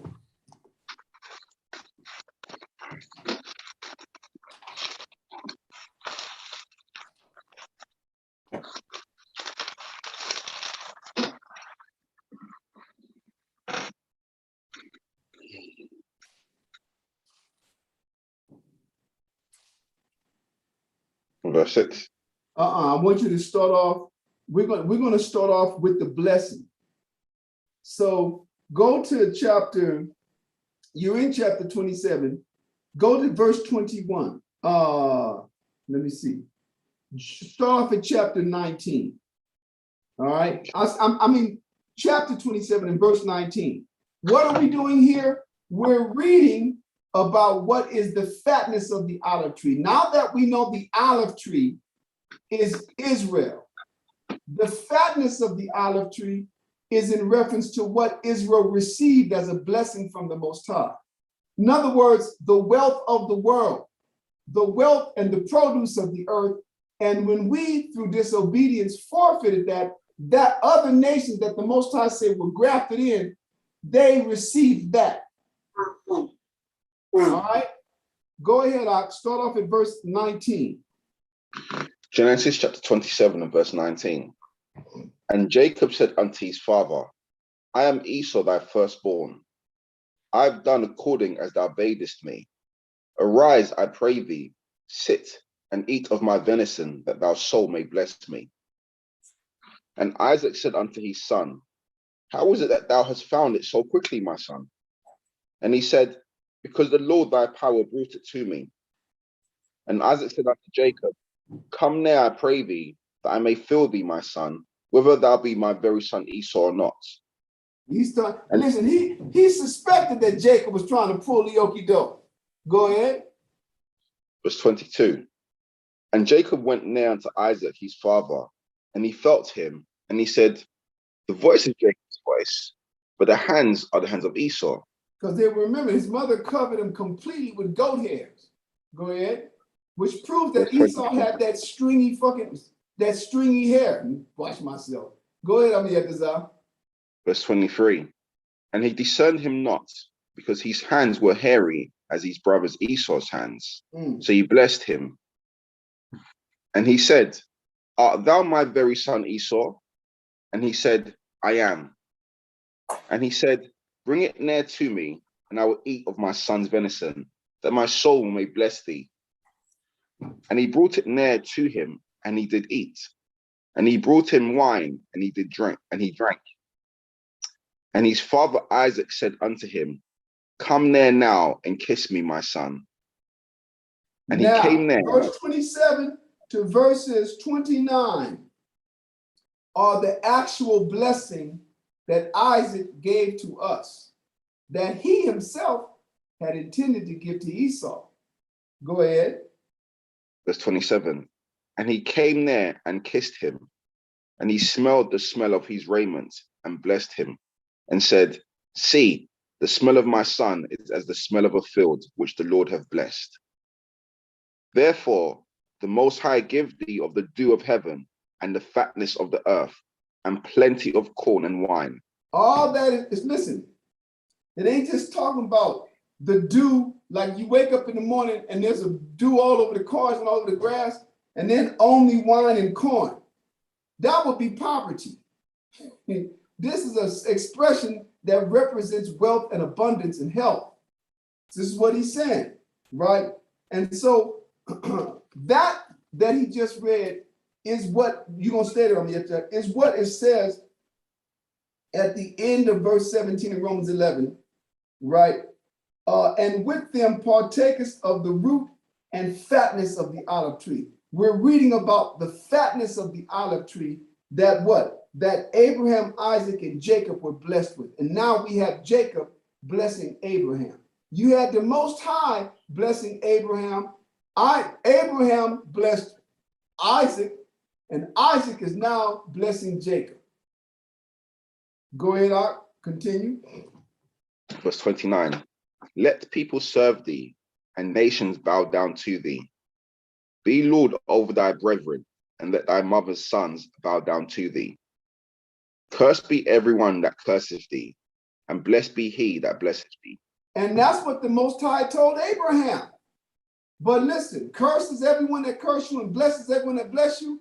But this is cold because it says, let people, this is the blessing that made all of the nations servants of Israel. This is the blessing. And listen, and when you read the scriptures in the book of Psalms, the Most High reiterates that. He tells Christ, ask of me, and I will give thee the heathen for thine inheritance. Meaning they're all yours. So this is what we got. Listen, it says in verse 29, let people serve thee and nations bow down to thee. That's crystal clear. Be Lord over thy brethren, and let thy mother's son bow down to thee.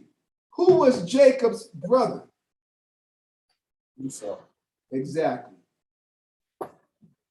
But Isaac thought he was blessing Jacob and making Jacob the subject. But he made Jacob the Lord and Esau the subject. And so this is what Esau got when we disobey. Who does the whole world answer to now? Him. Who does the whole world serve now? Him. Who does the whole world seek to be? In what position? His. They have modeled their civilizations after his civilization. The Chinese, the Japanese, all these, the Arabs, they have abandoned what? The architecture, the clothing, and all the different details of what culture is. They have abandoned that of their respective fathers, and they have all in unison what? Mimicked Esau's civilization. You go to Dubai, shit, it just looked like what? It looked like New York in the desert. You go to those different regions on the other side in Japan, look like Times Square. That's what they done did. But there was a time when we occupied that position, when the nation served us and sought to be in our position. Read that verse one final time. I'm going to get to verse 29, then we can go back to Romans chapter 11. Genesis 27 and verse 29. Let people serve thee, and nations bow down to thee. Be Lord over thy brethren, and let thy mother's sons bow down to thee. Go ahead. Cursed be everyone that curseth thee, and blessed be he that blesseth thee. Now, go back to Romans chapter 11 and read that verse 17 one more time. Romans chapter 11 and verse 17. And if some of the branches be broken off, and thou, being a wild olive tree, wert grafted in among them, and with them partakest of the root and fatness of the olive tree. Go ahead. Boast not against the branches. But if thou boast, thou bearest not the root, but the root thee. In other words, this verse 18 is saying the attitude that you got to have. You can't be boastful toward the original branches. You have to remember that you were grafted into their blessing. This was never your blessing. That's what it means when it says the root beareth thee. During the time of our roots, all of those promises were given to our roots. They were made by the Most High to Abraham, Isaac, and Jacob And the only thing that caused us to lose them is what? Is our own disobedience. This is why he's saying you don't bear the root. The root is bearing thee. You're what? You're surviving off of their blessing because of their disobedience. And he's going to say that as we read down. This isn't innately a blessing for Esau. Esau came into a blessing behind our disobedience. Go ahead, Art. Verse 19. 19. Thou will say then, the branches were broken off, that I might be grafted in. So Paul is speaking in the spirit toward the attitude of the other nations, particularly Esau. Because of our disobedience. Now, so when people read this, they don't, that's why we had to go and read what? We read what we read concerning Jeremiah chapter 11, verses 13 through 17. The Most High had already announced, Judah and Israel, you are going to be a burnt tree and I'm going to break your branches. That's who Paul is talking about. He's not talking about the ones that are grafted in, contrary to nature, are the other nations. This is not theirs. So this, and to prove it, who has the kingdom? Esau does. And any place why are the Arabs a contender with respect to the field of energy? Because the white man made them that. All you gotta do is go read the history, what happened and how the house of Saud was put in power in Saudi Arabia. Once the geologists found all the petroleum, and they created a paradigm where they would, Esau would develop the infrastructure for the Arabs to be able to sell their petroleum on the global market, and in exchange for selling their oil in dollars only, they were promised by the British and the United States military outfitting and financing so that they could have the military to support their asset. That's why, and this is why the United States and Britain and all the rest of the Edomite world overlooks all the humanitarian crimes committed by the Arabs against everybody there, against the Yemenites, against everybody that are their subjects. The only reason China is a contender is because the United States have been selling them American technological and military secrets to be able to take advantage of China's billion plus slave labor workforce. That's why the Chinese are nothing without what Esau made them. People act like that, you know what I'm saying? If Esau wanted to, he could do to them what he did to the Japanese. Bomb their asses back to the pre-Stone Age, then turn around and build Japan up to look like they want it to look. And shit, people think like Sony, you got your Sony radio, your Sony headphones and all that shit. Sony is not a Japanese product. Sony is an acronym that stands for Standard Oil of New York because Japan belongs to the Rockefeller family. That's what Sony is, Standard Oil of New York, Rockefeller. They even got niggas that's owned by the Rockefellers. Who was that opened up a clothesline and called it Rockefeller? Yeah, Jay-Z. Yeah, man, that nigga's telling you whose slave he is, whose balls he lick. He's running around here on Rockefeller sack. Shit. Well, I mean, yet is up. Would you name your clothing line or your hip hop line some Rockefeller? Rockaware, no. Yeah, Rockaware. But people don't understand that's the price you got to pay. So this is what the Most High gave the world to. They are the branches that were grafted in because of our disobedience. We were broken off. Go ahead, you're in verse 20 now. Read it from 19 again. Romans chapter 11 and verse 19. That will say then, the branches were broken off, that I might be grafted in. Well, because of unbelief, they were broken off, and thou standest by faith. Be not high-minded, but fair. So the question is, who's being spoken to here then? It's the same people that's being spoken to in Wisdom of Solomon chapter 6. They're leaders of the world now. And the Most High said, ye being ministers of his kingdom, you got to watch yourself because you haven't judged right. So this phrase is directed in spirit to Esau and those that rule. Huh? He said, now be high-minded. Be not high-minded, but fear. Because now you are on the spotlight is on your deeds. The spotlight is on your counsels. Like we just read in Wisdom of Solomon chapter 1. The Most High, he's checking out their counsels. Go ahead. Verse 21. For if the Most High spared not the natural branches, take heed lest he also spare not thee. Now, we just got through reading that in Wisdom of Solomon. Go back to Wisdom of Solomon. I got to use the restroom one more time, Mama Yetazar. Go back to the Wisdom of Solomon, and we're going to see, you're going to start off at verse 1 again. I just want to show you the parallelism of this message.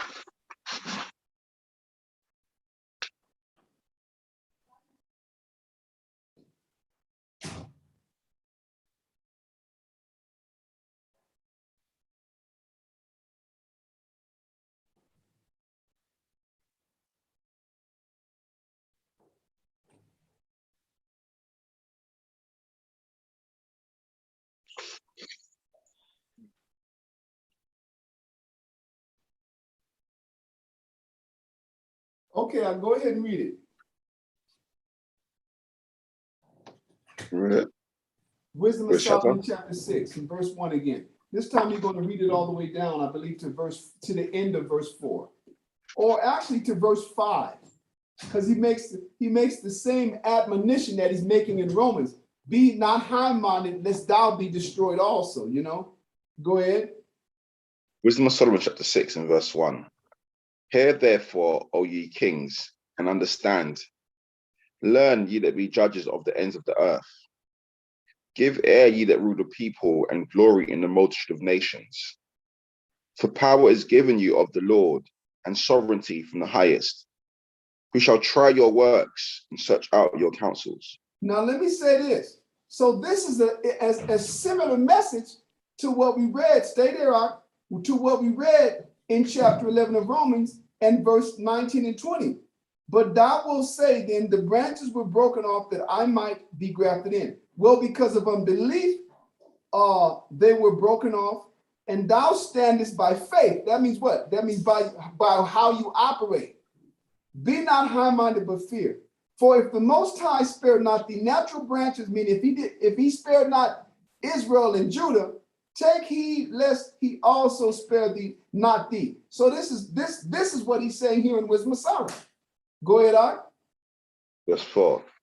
Because being ministers of his kingdom, ye have not judged aright, nor kept the law, nor walked after the counsel of the Most Now, High. this is Solomon speaking prophetically because they hadn't even been given a chance to rule yet. But it's the same warning going out to the other nations. And in Romans chapter 13, what does the Most High call Esau? The powers that be. He calls them the ministers. Go there. Well, first, finish that. Finish verse 5. Verse 5. Horribly and speedily shall he come upon you, for a sharp judgment shall be to them that be in high places. So now what is that the equivalent of in Romans chapter 11? In verse 20 and verse 21, it says, well, because of unbelief, they were broken off, and thou standest by faith, be not high-minded but fear. For if the Most High spared not the natural branches, take heed lest he also spare not thee. That's the same thing. And if you go just to stay where you are, I hold that. I'm sorry, you can let Wisdom of Solomon go, but I want you to bounce forward to Romans chapter, what is it, Acts or Romans chapter 13, where Paul speaks about the powers that be. It's chapter 13. Read chapter 13, just to verse 4 here also. Romans chapter 13 and verse 1. Let every soul be subject unto the higher powers, for there is no power but of the Most High. The powers that be are ordained of the Most High. So who was the power that be of the day? It was the Romans. Now the Most High had them in control, but at the same time, he was watching it and still is monitoring their counsels. He sees what they're doing with these Super Bowl tickets. Going back to that again.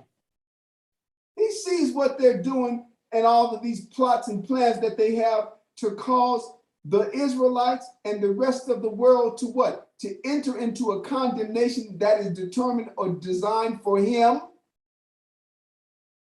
You read the Zondervan dictionary and it goes with Malachi chapter 4. Esau is the only nation that the Most High have not promised mercy to.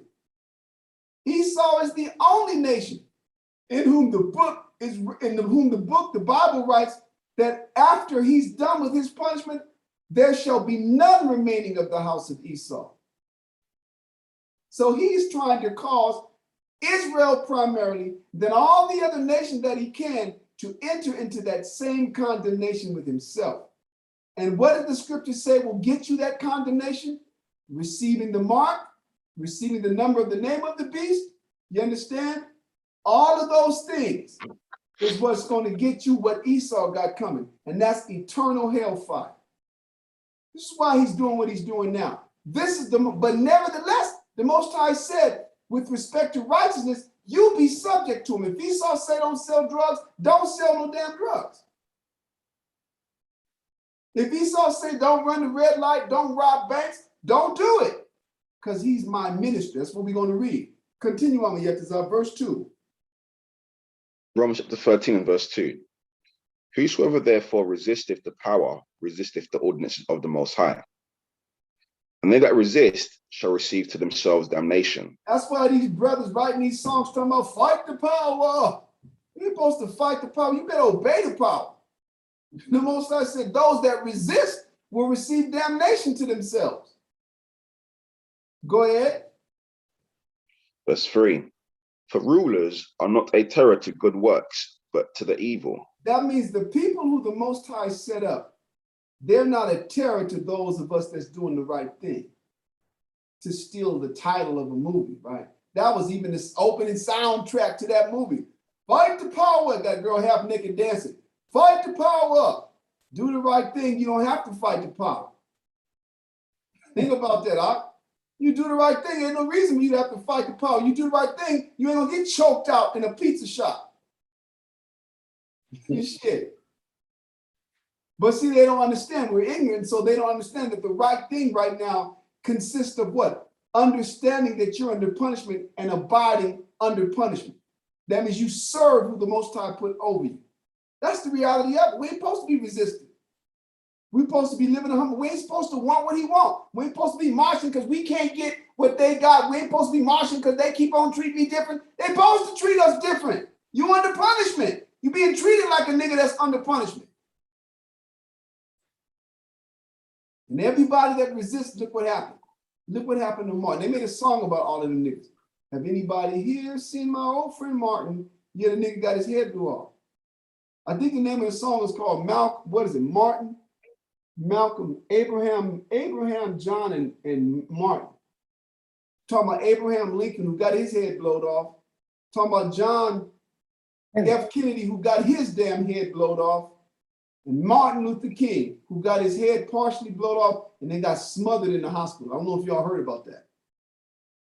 There's a book, he survived that gunshot wound, and they had him on life support system, and the doctor just went in there and said, this nigga's not leaving, and smothered him with a pillow. Damn. You know why? Because he was resisting the power. Go ahead, Amayetazar. Verse 3. Romans chapter 13 and verse 3. For rulers are not a terror to good works, but to the evil. Wilt thou then not be afraid of the power? Do that which is good, and thou shalt have praise of the same. Yeah, do that. Listen, you're supposed to be afraid. When you whoop up, you hear that damn police car behind you, better pull your ass over. He might not even be dealing with you, but get out of his way. You're supposed to be, the Lord said, you're supposed to be afraid of the power. Will thou then not be afraid of the power? Do that which is good, and thou shalt have praise of the same. That means if you're doing the right thing, you shall be recognized for doing the right thing, for obeying the Most High. Go ahead. Verse 4. For he's the minister of the Most High to thee for good. Now stop. Who is he speaking of here? He's speaking of the Romans. Now that's how you know this included what Solomon was speaking of prophetically in Wisdom of Solomon, chapter 6 and verse what? Verse 4. Because being ministers of his kingdom, the term minister means servant.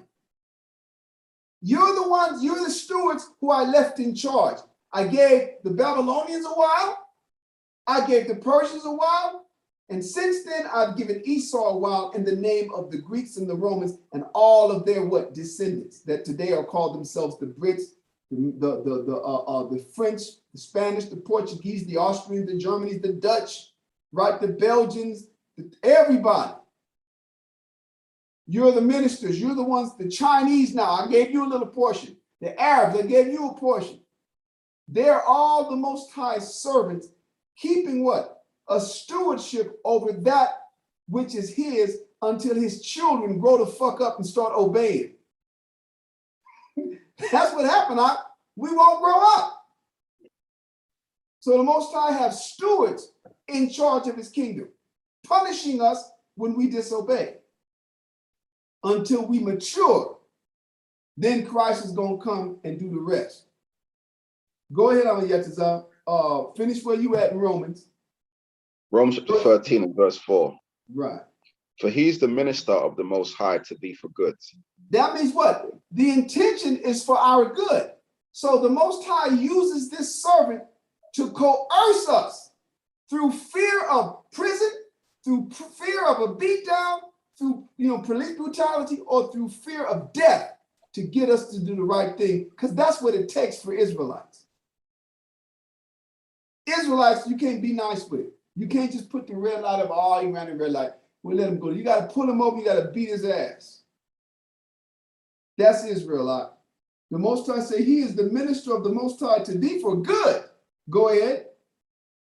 But if thou do that which is evil, be afraid. Yeah, nigga want to go to court and bring the police up on charges for police brutality while you was out there brutalizing your people selling drugs. You out there terrorizing your neighborhood being a gangbanger. Then when you get your ass whooped, you want the community behind you? Hell no, nigga. He should have killed you. He should have poured gas on your ass and lit the match. Watch your ass run down the street like the Romans used to do. You know what they call a Roman candle? The Roman candles, right? Y'all know back in the 4th of July, they had them things called the Roman candle. You know who the Roman candles were in the old days of the Romans? Israelites that they used to tar and put on posts and light up at night to light the Colosseums. That's where the term Roman candle come from, and nobody knows that. We were the Roman candles, and Nero used to mock us. It's a famous statement that the Emperor Nero made when he used the believers of Christ. Do me a favor. Look up an image. You got to put up Roman slaves light Colosseum. This is where the phrase Roman candle come from. When niggas used to get burnt alive to serve as a light post for the games that took place within the Colosseum sands, and we would be along the big old perimeter of that circular or that oblong wall. We were the Roman candles, and the Israelites don't know that. But that was what? That was from the Most High, and those were the believers of Christ. What do you think those that disobey Christ got coming now? And this is why the Lord told Ezra wanted to know, is the worst yet to come? And the Lord said, listen, man, let me show you something. Step to the side. And he said he had a rainstorm come by, and after the storm, there were just puddles of water. Then he had a big old fiery stove come by, and after the fire had passed, then it was just a little smoke. He said, what you guys got is the smoke that's left after. What you guys got is the residue of water that's left after a great storm. Because if the Most High had us going through, we couldn't handle that shit. We're not that quality of people.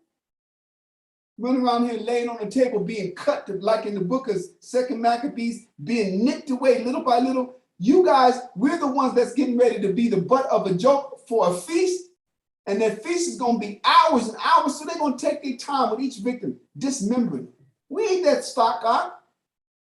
How can we say we're that stock and niggas be in the shower like in the movies, naked in the corner with the water running on their ass after the woman leave them? Y'all know them scenes, right? Woman being got violated or some shit, and she's in the shower naked, crying and shit.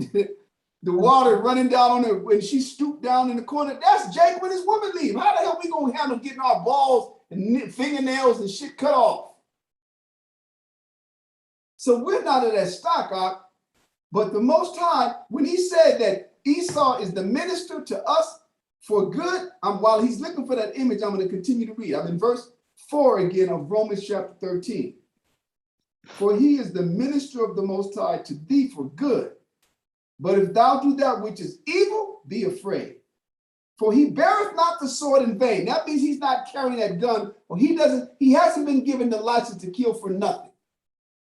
That means he's been given that license to kill by the Most High. He got that sword to use it. Today the sword is, the different types of firearms that they carry, the different types of police batons and whatever, extending batons and stuff like that, tasers, all of those that the Most High referred to as the sword that Esau has been given, and he does not bear that in vain. That means he wasn't given that for show. He was given that to use. Reading it from the top of verse 4 again. If you can't find it on me yet, because I don't sweat, I thought it might be available. For he is the minister of the Most High to thee for good. But if thou do that which is evil, be afraid. For he beareth not the sword in vain. Listen to this, it's going to reiterate it. For he is the minister of the Most High, a revenger to execute wrath upon him that doeth evil. That's the power that the Most High gave this contrary branch, this wild olive tree, into us. And that's why when you read Romans 11, once again, and verse 21. While Amayatazar is looking for that, Dawiyad, read Romans 11, 21 and 22. Romans 11, 21, verse 22. For if the Most High spared not the natural branches, take heed, lest he also spare not thee. So this is what Solomon is saying in chapter 6 of Wisdom of Solomon. You guys are in the power now, and you glory in the multitude of nations that you rule. But take heed, because why? Because you're not following the law. And the Most High is watching the counsels of your heart. Then he came back in verse 5 and said, what? Horribly and speedily shall he come upon you. For a sharp judgment shall be to them that be in high places. That's what Paul is, his warning to the Romans is consistent with Solomon's general warning to all the rulers of the nations, prophetically. Continue out, verse 22. Behold, therefore the goodness and severity of the Most High. Listen up. He's telling us there's both sides to the Most High. The Christians only taught us about the love. He said, behold, therefore, the goodness and severity of the Most High. Go ahead. And on them which fell, severity. On them which fell, severity. That's talking about us. The branches that were broken off. What was the severity that fell upon us? The chastisement of the Most High executed at the hand of the other nations, or by the hand of the other nations. The Most High used them there at his disposal, or for him to use as he pleases, and he used them to chastise us. Have you found anything yet, Amayatazar? I only got image of crucifixions. Then put up Roman Colosseum Roman candles. Okay. You might have to look that, and they'll show you what the Roman candles are, right? And Nero, like I said, I didn't finish the statement. He was known to mock us in our scriptures when he took the believers of Christ, lit the Colosseums, burning them up.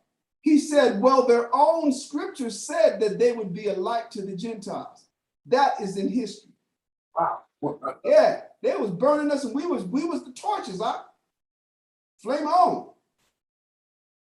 Go ahead, read verse 22 again. Behold, therefore, the goodness and severity of the Most High. On them which fell severity, go ahead. But toward thee, goodness. If thou continue in his goodness, otherwise thou shalt be cut off. Otherwise, thou also shall be cut off. And that's what Esau got coming. And remember, he was cut off temporarily. The scriptures tell you that, but it tells us in the form of a what? Of a parable of an angel coming down with a great chain in his hand and taking hold upon the great dragon and putting what? And putting him in a pit for 1,000 years. That was talking about Esau being cut down, what? For that 1,000-year period. They called the Dark Ages. Then he was released again, and he's under the same what? He's going, now the scriptures refer to him now as going into perdition. That means his trajectory from the from the Renaissance up until now, his trajectory has been that of final destruction. The Bible calls that perdition. Go ahead and read that verse 22 from the top again. Behold, therefore, the goodness and the severity of the Most High, on them which fell, severity. But toward thee, goodness. If thou continue in his goodness, otherwise thou also shalt be cut off. Go ahead, verse 23. And they also, if they abide not still in unbelief, shall be grafted in. For the Most High is able to graft them in again. That's talking about what process is underway now. We're being grafted back in. We're gonna continue to read to our own natural tree. We are the branches, the descendants of those roots who are Abraham, Isaac, and Jacob. That's us. But Esau is partaking right now of the fatness of what was promised to our roots because of our unbelief. Go ahead. Or if thou were cut off, for if thou were cut out of the olive tree, which is wild by nature. Stop it. Stop right there. Why does it say wild? People don't even know what the term wild refers to. What's the difference for the most part, unless you take it out of its natural habitat, unless animals are born in captivity from out of their natural habitat? If you can't find the number yet, just come on back, all right? I found it. Okay, cool. Then what's the difference? Yes, Mawala. The Roman candle execution, and they're like, it's like multiple. Okay, I'm gonna get this. He said he got it now. Thank you. What did he search for? He said Roman candle. What did you say? Roman candle executions? Roman candle execution is like multiple pictures that are popular. Okay, thank you, brother. What was I saying, though, Yard? You were saying olive tree. Wild by nature. After Amayatazar gives us this other image, we're going to look up the definition of wild, and you're going to see it refers to violent. That's the difference between a dog and a hyena. It's the difference between a dog and a wolf. A wolf can't be domesticated. You understand? It's the difference between a cat and a lion. A big ass cat and a lion. It's the difference between a cat and a tiger, a domestic cat and a tiger. They both are the feline species. Thank you,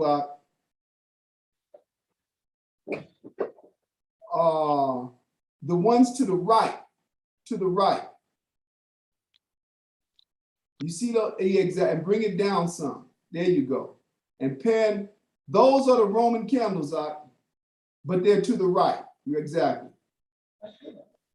You see, they got the ladders, they got the people on the stakes wrapped up in tar. That's what the Most High had Esau do to us. And then you wonder why Esau was burning us alive in slavery. You know, you got those books called 100 Years of Burning at the Stake in America. That's the wrath of the Most High on Israel. Thank you, Amiyet. So that's good enough.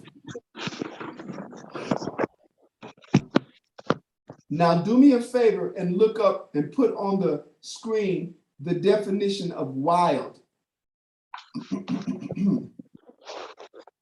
Because we're reading verse 24, and it says, "For if thou were cut out of the olive tree, which is wild by nature," that means Esau is considered his own tree, but he's the tree that's wild. Now, how do we know we're not that tree that's wild? Because we just read it in Jeremiah. The Most High said, "I planted you a good tree, but you brought out."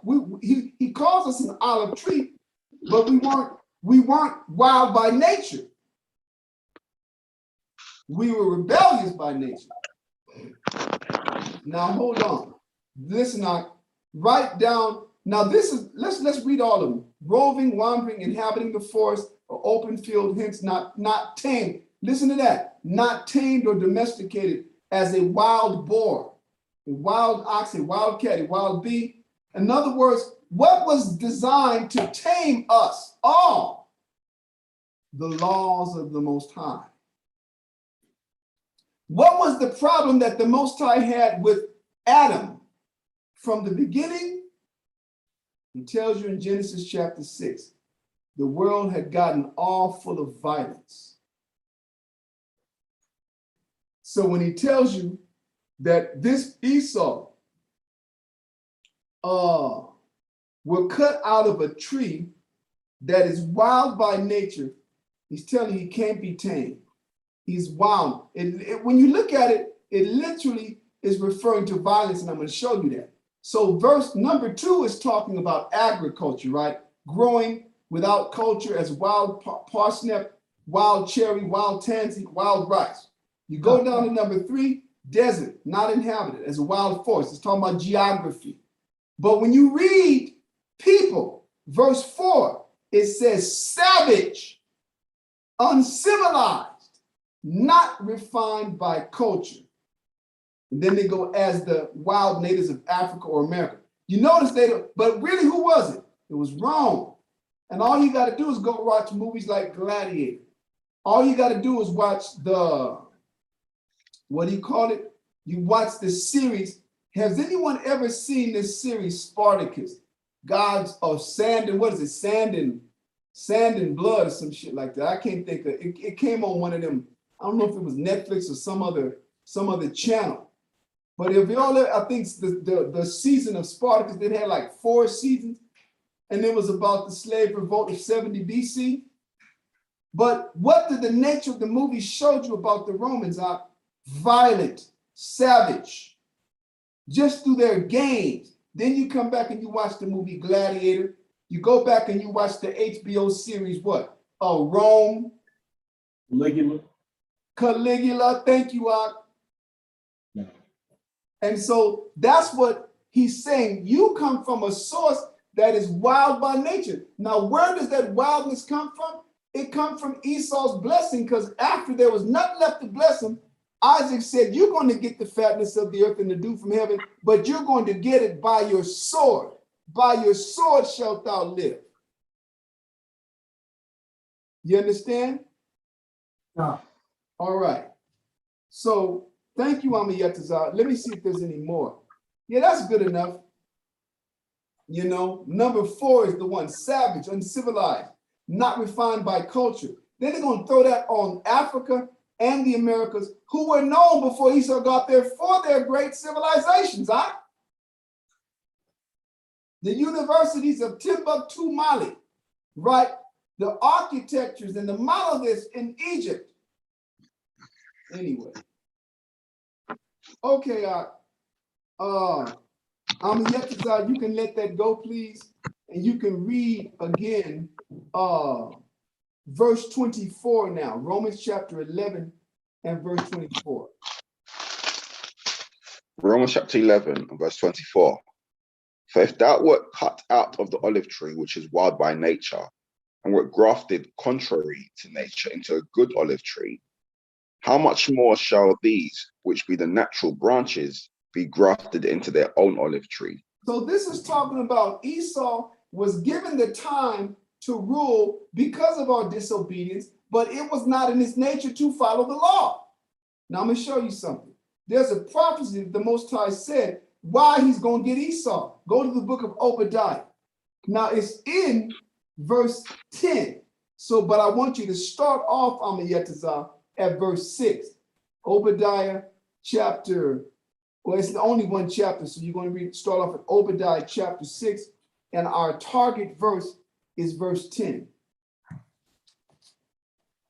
Now we're going off of that wild olive tree, and the wild meaning savage, uncivilized, without culture, not tamed by culture, not civilized by culture. This is going to show you what has been the hallmark sentiment that Esau has demonstrated against his own brothers, so to speak. It has been violence. So go ahead and read it, Art. Obadiah verse 6. How are the things of Esau searched out? How are his hidden things sought up? All the men of thy confederacy have brought thee even to the border. The men that were at peace with thee have deceived thee and prevailed against thee. This is just talking about all the different kingdoms that's going to turn against him. Go ahead. They that eat thy bread have laid a wound under thee. There is none understanding in him. Go ahead. Shall I not in that day, saith the Lord, even destroy the wise men out of Edom, and understanding out of the mount of Esau? Go ahead. And thy mighty men, O Teman, shall be dismayed, to the end that every one of the mount of Esau may be cut off by slaughter. This is cold, y'all. It says everyone. Go ahead. Now here's what. Why? Go ahead. What has Esau's existence been characterized by? Continue. Verse 9. And thy mighty men, O Teman, shall be dismayed. Sorry, verse 10. For thy violence against thy brother Jacob, shame shall cover thee, and thou shalt be cut off forever. For his violence. Now we know it's for his savagery. All you gotta do, you ain't gotta do this now, but y'all brothers can get online and just look up all the lynching photos. Look at all the burning of the stake photos. Look at how Jake was dismembered. That's savage, right?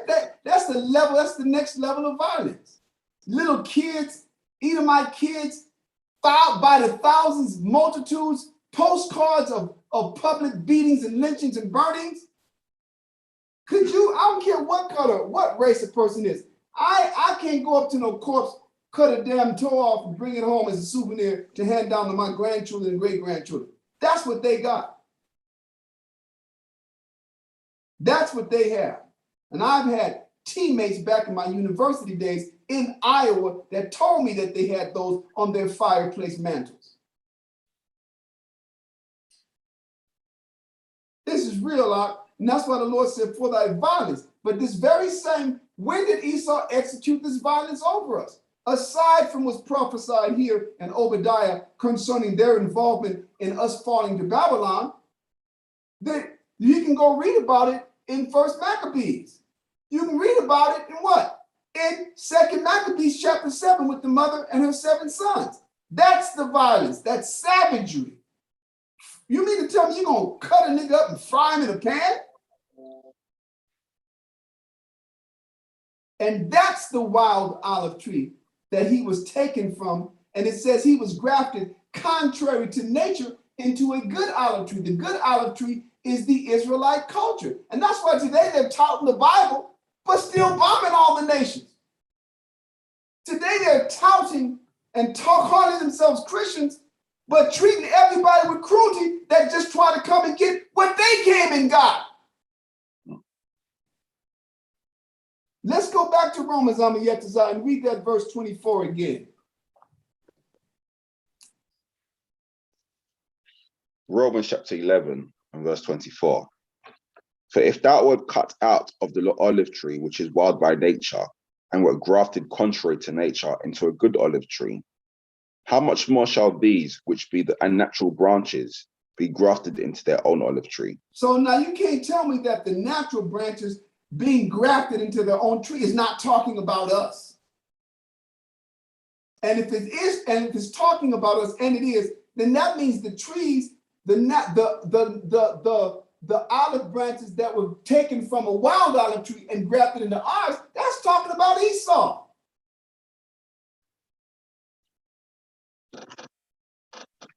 Go ahead, Art. Verse 25.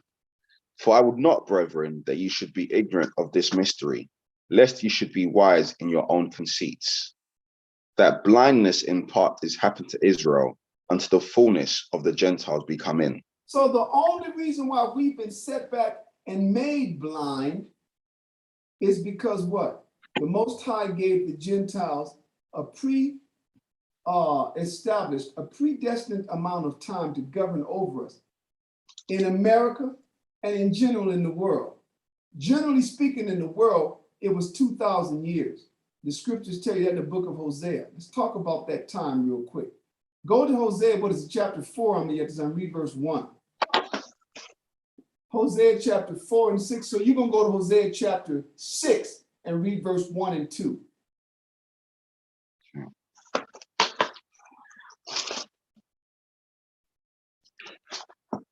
Hosea chapter 6.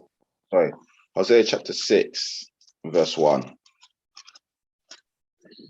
Come and let us return unto the Lord, for he hath torn, and he will heal us. Now this is talking about what we're reading in Romans, right? In verse 23. And they also, if they abide not still in unbelief, shall be grafted in. For the Most High is able to graft them in again. Hosea is a prophecy about us being grafted in. That's why it says, come and let us what? Return to the Lord. For he hath torn, and he hath, read it again, verse 1. Hosea chapter 6 and verse 1. Come and let us return unto the Lord. For he hath torn, and he will heal us. He hath smitten, and he will bind us up. Go ahead. After 2 days will he revive us. Now this 2 days here is a different time than from Romans chapter 11 and verse 9, where it says 3 days and a half. This 2 days is talking about the period that's spoken of in Peter, where it says a day with the Lord is 1,000 years. He's saying after 2,000 years will he revive us. And that's taking place now. Approximately 2,000 years after what? The destruction of Jerusalem. Continue, Amiyatazah. Verse 2 from the top. After 2 days will he revive us. In the third day he will raise us up, and we shall live in his sight. And that's where we are, right? When does the third day begin? The third day begins at the end of the second day. And let me show you how the parallelism of nature, how the Most High made it, goes along with the times. What part of the day comes first? The evening. Thank you. And that's why in this third day, 2,000 years after, we're entering into the third. This is why we're coming out of the darkness. The scriptures tell you that in Romans chapter 13. It is high time to what? To come out of darkness. Because our salvation is nearer than we believe. In that third day, we're coming out of darkness now. Christ represents the light that's coming. That second half of the third day, the Most High is setting us up now. So we're being revived now. It says, after 2 days will I revive you. Right? Will he revive us? That means we're being revived now. That means the 2,000 year period, the second day is over. Read verse 2 again. I'm going to get this up from the top. Hosea chapter 6 and verse 2. After 2 days will he revive us. When will he revive us? After 2 days. It doesn't say during. It says after. That means the second day is past, Doc, because we're being revived. But if the second day is past, that means we're in the third day. But what part of the day are we in? Well, here, that's easy. Who's in power now? Esau. So we're in the nighttime. And this chapter 13, I believe this is where it is. Is it in chapter 13? Yes. I'm gonna get this out. Romans chapter 13, verse 11 and 12.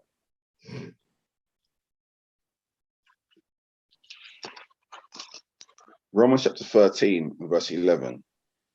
And that, knowing the time, that now it is high time to awake out of sleep. For now is our salvation nearer than when we believed. Now he's going to give us an analogy of how close we are. Go ahead. Verse 12. The night is far spent. The night, the part of the day, the part of the 24-hour period called a day that you sleep at, because Israel was in darkness, is far spent. That means it's almost over. Now remember, this goes with Isaiah chapter 61. Dawiyat, go to Isaiah chapter 60 and read verse 1 and 2. Stay where you are, Amiyatazah. Isaiah chapter 60 and verse 1. To prove that we're in the dark part of the third day now. Go ahead. Chapter 60, verse 1. Arise, shine, thy light is come. The light is Yahweh Shai, the knowledge that he brought. The day, go ahead. And the glory of the Lord is risen upon thee. That's talking about the new man that we are in Yahweh Shai. That's the transformation that we're undergoing now. Remember, Hosea just called this being revived. After 2 days, he will revive us. Well, that's the glory of the Lord rising upon us. Continue. But when? The question is, when is this going to start? Go ahead. For behold, the darkness shall cover the earth. Boom. Continue. And darkness, the people. But the Lord shall rise upon thee. So that means in the midst of the darkness, we're already starting to what? Be illuminated and shine. And this is what Paul meant when he said, the night is far spent. I'm going to finish reading verse 12 now of Romans chapter 13. Romans chapter 13 and verse 12. The night is far spent, the day is at hand. Let us therefore cast off the works of darkness, and let us put on the armor of light. And that's where we at. So go back on the Yetzirah and read Hosea again, chapter 6 and verse 2.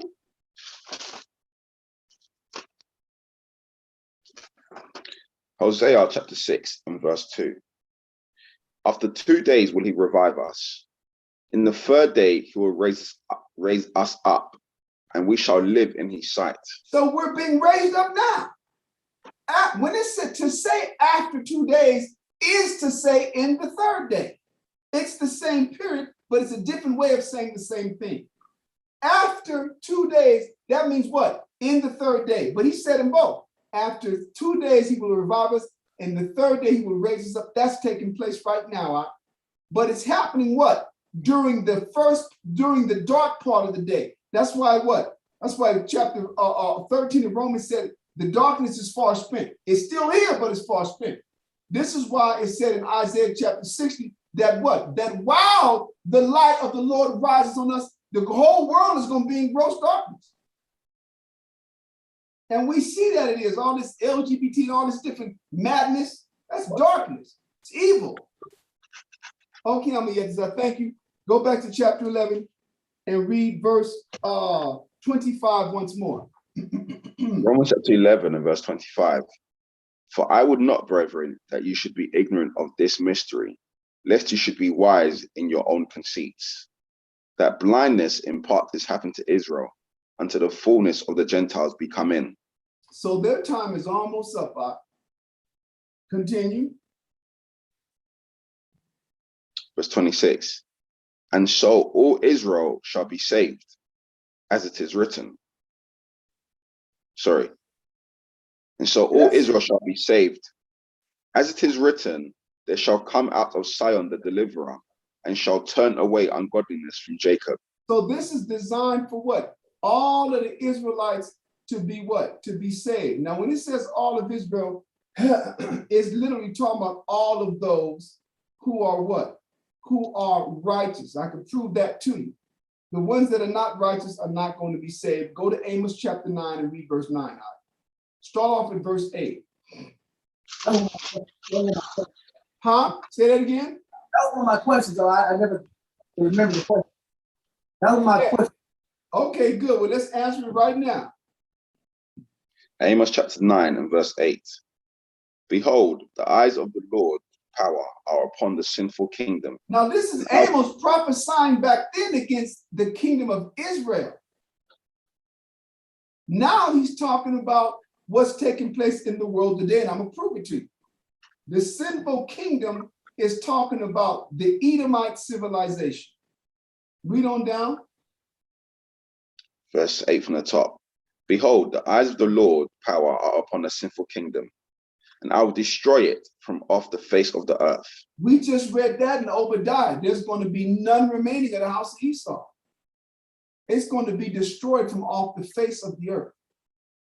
But not with the coming of Christ. Christ is going to bring their civilization to an end. And a lot of them are those that survive are preserved for slavery. That's what they're going to go through. And after their slavery is up, then they get burnt to hell up. That's what Obadiah tells you. Continue. Saving that I will not utterly destroy the house of Jacob, saith the Lord. See that? Now, why did he say utterly? Because some of us is going to die, and we're going to find out which ones. Go ahead. Verse 9. For lo, I will command, and I will sift the house of Israel among all nations, like as corn is sifted in a sieve. So he's talking about the salvation process. Where is he going to sift us from among? He just said it, all the other nations. We read that in Ezekiel chapter 37 tonight. We read that in Isaiah chapter 43 tonight, coming from the north, south, east, and west. But guess who's going to get left back? Continue. Yet shall not the least grain fall upon the earth. Go ahead. All the sinners of my people shall die by the sword, Boom. which say, Go read it again from the top. all the sinners of my people shall die by the sword, which say, the evil shall not overtake nor prevent us. Yeah, they thinking that the hell that's on the earth is not going to touch them up in these churches, while the pastors done convinced all these people to go out and take the Super Bowl tickets. All the sinners, all these cats that's talking, that turn around in the church reading the Queen James Version Bible in the gay church, they gonna get it.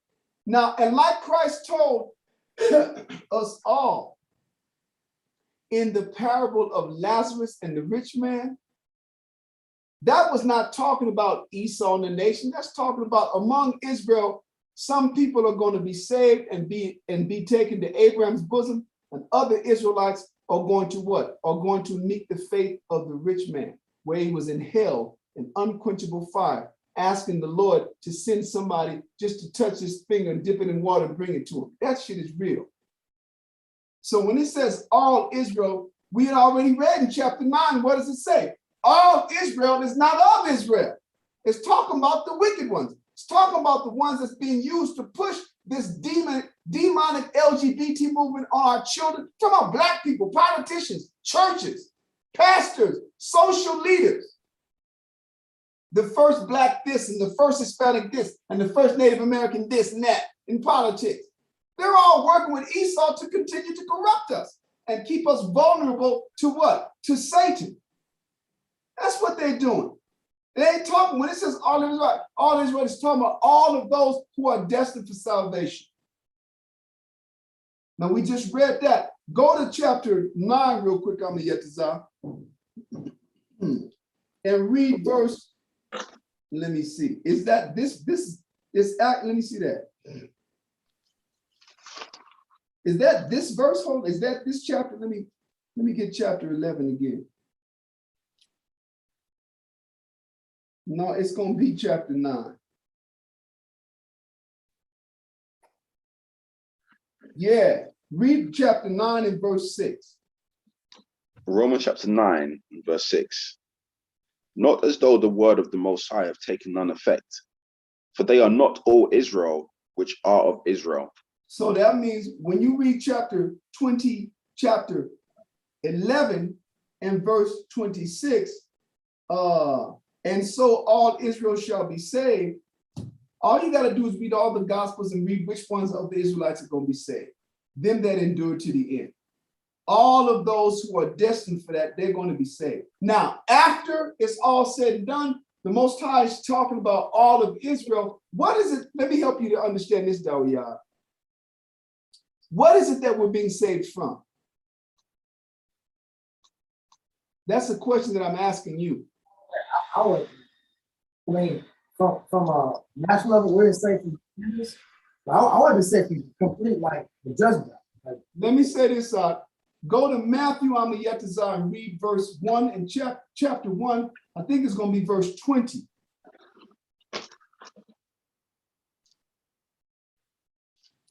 This is what we're being saved from. Matthew chapter 1 and verse 20. You mean Luke? Luke? It's Matthew chapter 1. I wanted where it says, and she shall bring forth a son and shall call his name Yahushua. What verse is that? Verse 21. Okay, Matthew chapter 1 and verse 21. Thank you. Matthew chapter 1 and verse 21. And she shall bring forth a son, and thou shalt call his name Yahushua, for he shall save his people from their sins. That's what we're being saved from. There's no nation that we've been vulnerable to. We're made vulnerable to all of our enemies because of our sins. So once the Most High take those Israelites who's going to be burning forever, that would have gotten the mark of the beast, that would have gotten the mark of Zorro and the Super Bowl tickets, and all the others that are doing other things worth the same punishment, like these abominable sex behaviors and mutilations of genitals and stuff, all the Israelites that get saved, the ones who didn't do those abominable things, but they got in. Let me say this out. You got Israelites who are not going to be saved, but they also are not going to go to the quote lake of fire. They just will have not come back to the Most High. They will have not changed. They be murderers, liars, and stuff like that, right? The ones that did the abominations, the scriptures tell you which ones are going to burn forever. But then you have others that's just going to die in their sins. They're going to come back. Isaiah chapter 60 tells you that all of Israel shall be righteous. The ones that will have made it are going to bring back the ones that didn't make it, with the exception of the Israelites whose deeds and lifestyles were so offensive that it got them a one-way ticket to the lake of fire. After that, everybody else is going to come back righteous. Real quick, Dawiyah, you go to Isaiah chapter 60. And I want to say read the last chapter, read the last verse, but I might have you read. Let me see where it is. It's going to be close. If it's not the last verse, it's going to be close to it. You just came from Isaiah chapter 60. Now, people all righteous. Huh? Hold up. Read verse 21. This we want. Thy people also shall be all righteous. They shall inherit the land forever. The branch of my planting, the work of my hands, that I may be glorified. So when it says thy people also shall be all righteous, this goes with Ezekiel, this goes to Jeremiah chapter 30, it goes with 31 and 31 on down. It goes with Ezekiel chapter, let me see, 35. No, it's Ezekiel chapter 36. It's Jeremiah chapter 31, verse 31. All the verses that the Most High tells us that He's going to put His Spirit in us and put His laws in us. Who's subject to that? Those that get saved. Those that don't get saved, but don't get sent to the lake of fire, they're going to be brought back by the one that did get saved, and they're going to come back righteous because of who they are now. The Spirit of the Most High going to be put in them. Read the final verse, read verse 21 and 22 of Isaiah 60 again. Verse 21. Thy people also shall be all righteous. They shall inherit the land forever. The branch of my planting, the work of my hands, that I may be glorified. Go ahead. A little one shall become 1,000, and a small one a strong nation. You know what that means? There's going to be so few of us left. The Most High is going to have us repopulating the earth, and one brother is going to become a nation. It's going to be the nation of Dawiyah. You're going to be a tribe. You're going to be from a tribe, but your house, your seed is going to be so, the Most High is going to use you brothers that get saved to bring back great portions, immense portions of the nation back, with the exception of the souls that got sent to the lake of fire. So that's what it means when it says all Israel shall be saved. It's talking about the ones who have been destined, predestined. All of them. That's a whole nother topic we can go into about those souls that were chosen for predestination. Ephesians chapter 1, Romans chapter 8, that speak of predestination, a specific number. You understand? Okay. But is that clear to you, Dawiyah? It's clear that there's a difference between those that are completely done forever, and then those that are wicked and die, they're wicked. Right. They're going to get killed by famine. They're going to get killed in the race wars. They're going to get killed in the violence. They might die by hunger or even disease. But they haven't did that thing which is abominable to get them sent to the what? To the lake of fire. The scriptures tell you about those that receive the mark of the beast. Go ahead. Last thing, I don't want to get too crazy, whatever, but the ships of Tarshish, Israel coming back. I'm out trying. Well, let me say this. Isaiah chapter 60 talks about the ships of Tarshish bringing the sons and also the gold, but it is in the many books, concerning where Tarshish might have been. Like that's where Jonah went to flee. Tarshish would be the region of Gibraltar. It's like the southern port of Spain. And so when you look at what the Spanish part had in our conquest through South America and North America, Central America, they had a long portion. Brother, they're known for what? For having taken so much gold and silver out. And so much so that they would load them ships down. They were so damn greedy that the ships, many of the ships are sinking in the Caribbean and in the route back to in the Atlantic. Those are the ships of Tarshish. Hold up. Don't lose your point though. Don't lose your thought, my water. Go to that chapter. You're in that chapter, Isaiah chapter 60. and find that verse. Was it verse 6 or 7? Which verse is it that talks about the ships of Tarshish?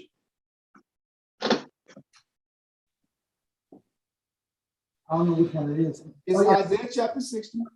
verse 9. Read it. Surely the isles shall wait for me, and the ships of Tarshish first, to bring thy sons from far, their silver and their gold with them, unto the name of the Lord thy power. Right. So we'll do a study on that so I can show you. You know, it's almost like, how can I put it? Like you have different sources of information where they've always questioned or investigated. Like there were certain explorers that when they got to the Americas, they said, well, okay, how do we know these are Israelites? And they supposed that they may have been from Tartar or from other regions of the world, the Tartans and stuff. But then all of their customs point to that they are Israelites by the other authors that came and that actually lived among them. Hold on. It's like that with Tarshish. You're going to find sources that say Tarshish could have been this region here. It's questioned that it could have been the region that is the southern part of Spain. But when you put that together with what Spain did in the New World, that's all they did, like was channel all of that gold. That book that I told you about, Open Veins, they tell you that they took so much silver from the mountain in Bolivia that's called Potosi, that it was imagined with the vast quantities of silver that a bridge could have been built from Bolivia to damn Spain across the Atlantic Ocean. That's how much silver alone was taken. You'll find that in that book. The chapter is titled Spain Had the Cow, but Others Drank the Milk. And it's a chapter that shows you Spain got all the gold and silver, but they had to pay it out to other European banking families and other countries in debts that they owe. People think Spain got rich off. Spain didn't. All the diamonds and shit that came out of Brazil went to England. And different German, Austrian, and a couple of other banking houses that financed all of those trips. So the gold and silver is always attributed, the majority of it having come out by the hands of the Spanish. But they didn't become they weren't the beneficiaries of it, because all of those expeditions were financed. And so the Brits were the one that got, and this was why the British were the ones that introduced the world into industrialism. From all the wealth that the banking houses and the loans and all the wars between those contrary feathers that Edris called those different European countries, it made England powerful. Yeah. But that's a book you got to get. My Water, what question or comment were you going to make? I don't want to get too far away from Romans because we're almost finished. It was on your point on who was going to be saved. Now, when you say the righteous shall scarcely will make it, you know, how does that fit in with? Well, that's just it. The righteous, we're called the righteous seed, but the scarcely means few numbers. Like if there was a food scarcity, if there was a scarcity for water, there's a scarcity for technological parts, like there is right now due to the breakdown in the supply chain. That means few in number. So a lot of Israel ain't gonna make it out. It goes back to chapter 8 or chapter 9 of 2nd Esdras, where the Lord said he made this world for many, but the world will come for few, and that the multitudes are going to perish. Yes. Now, is that saying for martyr, or is that talking about? No, it's not. It says make it. It ain't talking about martyrdom. Martyrdom is you made it. Okay. Being killed for Christ, you made it. This is talking about who ain't gonna make it into the kingdom. Okay. You understand? The scriptures tell you those that were killed and died for the testimony of Christ, it says they receive rest and their works do follow them. That's not considered to have perished or not to have been saved, because Paul tells you in Thessalonians that the ones that died in Christ, they're going to rise up first. Then they which are alive shall be caught up with them. You remember that, right? Yeah, I heard. I Okay, It's in Thessalonians, right? right. Okay, thank you. Yetazar, verse 26 again. Romans chapter 11 and verse 26. So all Israel shall be saved. As it is written, there shall come out of Zion the deliverer, and shall turn away ungodliness from Jacob. Now that's what we just read in Matthew chapter what?